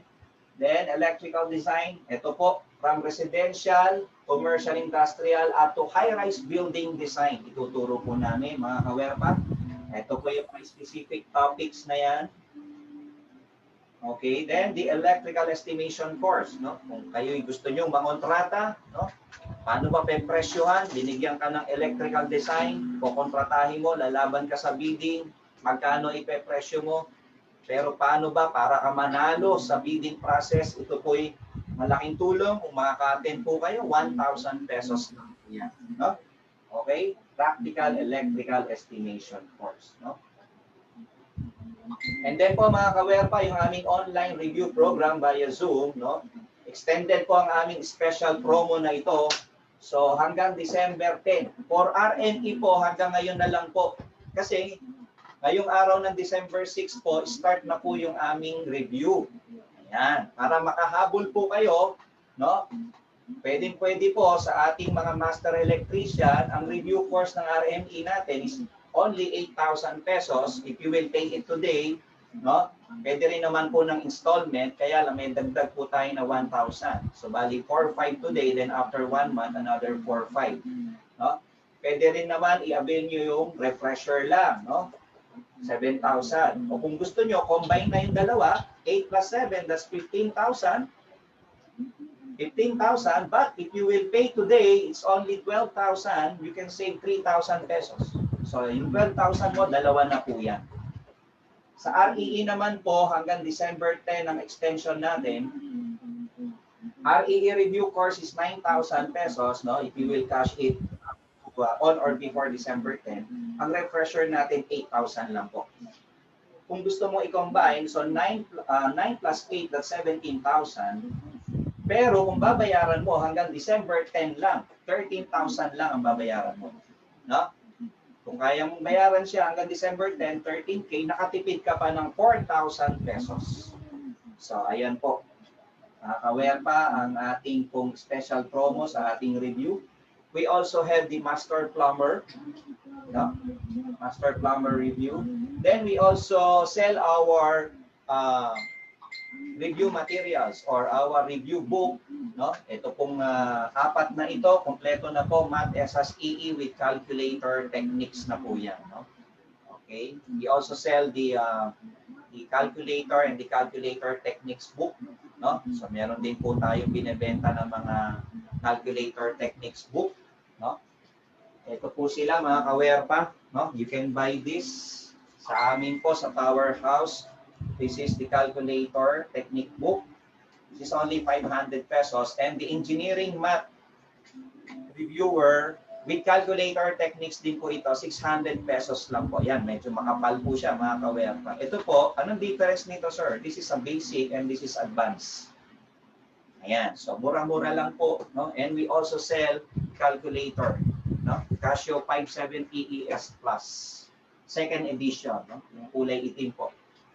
So, and ayan na po yung mga bumili ng aming mga REE books. Si Mr. Alan Tablada. No?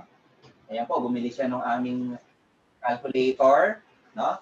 Then, we have the calculator techniques books. Mr. J. Beltran, bumili rin po ng REE books namin. Yan, si Miss Gwen Castillo. Ayan po siya. And yung RNE namin, ito po, kumpleto na po yan, no? Sapat na po yan para pumasa kayo sa board kasama ng aming review program. No? Kung kayo mag-enroll sa amin, plus meron kayo ng mga reviewer na ito, sapat na yan para kayo'y pumasa or even top the board exam. No? Okay. Yan po, si Mr. Barney Grafani, ang isa sa bumili ng RNE books natin. Okay, so Master Plumber books, meron din po kaming Master Plumber. Ayan po, si Sir Lyndon Agkawili de la Cruz, na isang may-ari po siya ng isang eskwelahan sa Luzon. Ayan po, si Sir Lyndon. Kaya nilalagay namin, pwede nyo silang kontakin. Sir, totoo bang bumili ka dyan? Kamusta? Maganda ba yung libro? Kaya nilalagay po namin yung pangalan nila para you can guarantee na reliable po ang mga bumibili po sa amin. No? Na legit, ibig sabihin, ang aming pong mga produkto na ito. And then, we are inviting you to subscribe, like, comment, no? And share our Reggie Marinay. No, siya nga pala mga ka-aware pa, no, sa ating registration mamaya, magbigay sana kayo ng comment din natin sa program na ito. May natutunan ba kayo kung ano man yung inyong komento? No? Wag po muna magli-leave yung ating mga nasa Zoom class, no? Kasi meron po tayong registration pa po. Okay, so ito po ang aking YouTube channel. Paki-share nyo po sa marami ninyong kakilala at almost 200 videos na po ang aming ini-upload. And almost 3 to 4 times a week po nag-upload po kami ng mga videos, no? Mga ka-aware pa. So, ayan. So, keep update. We'll keep you update. And then click, of course, the notification bell, no? Para ma-update kayo sa mga latest videos namin.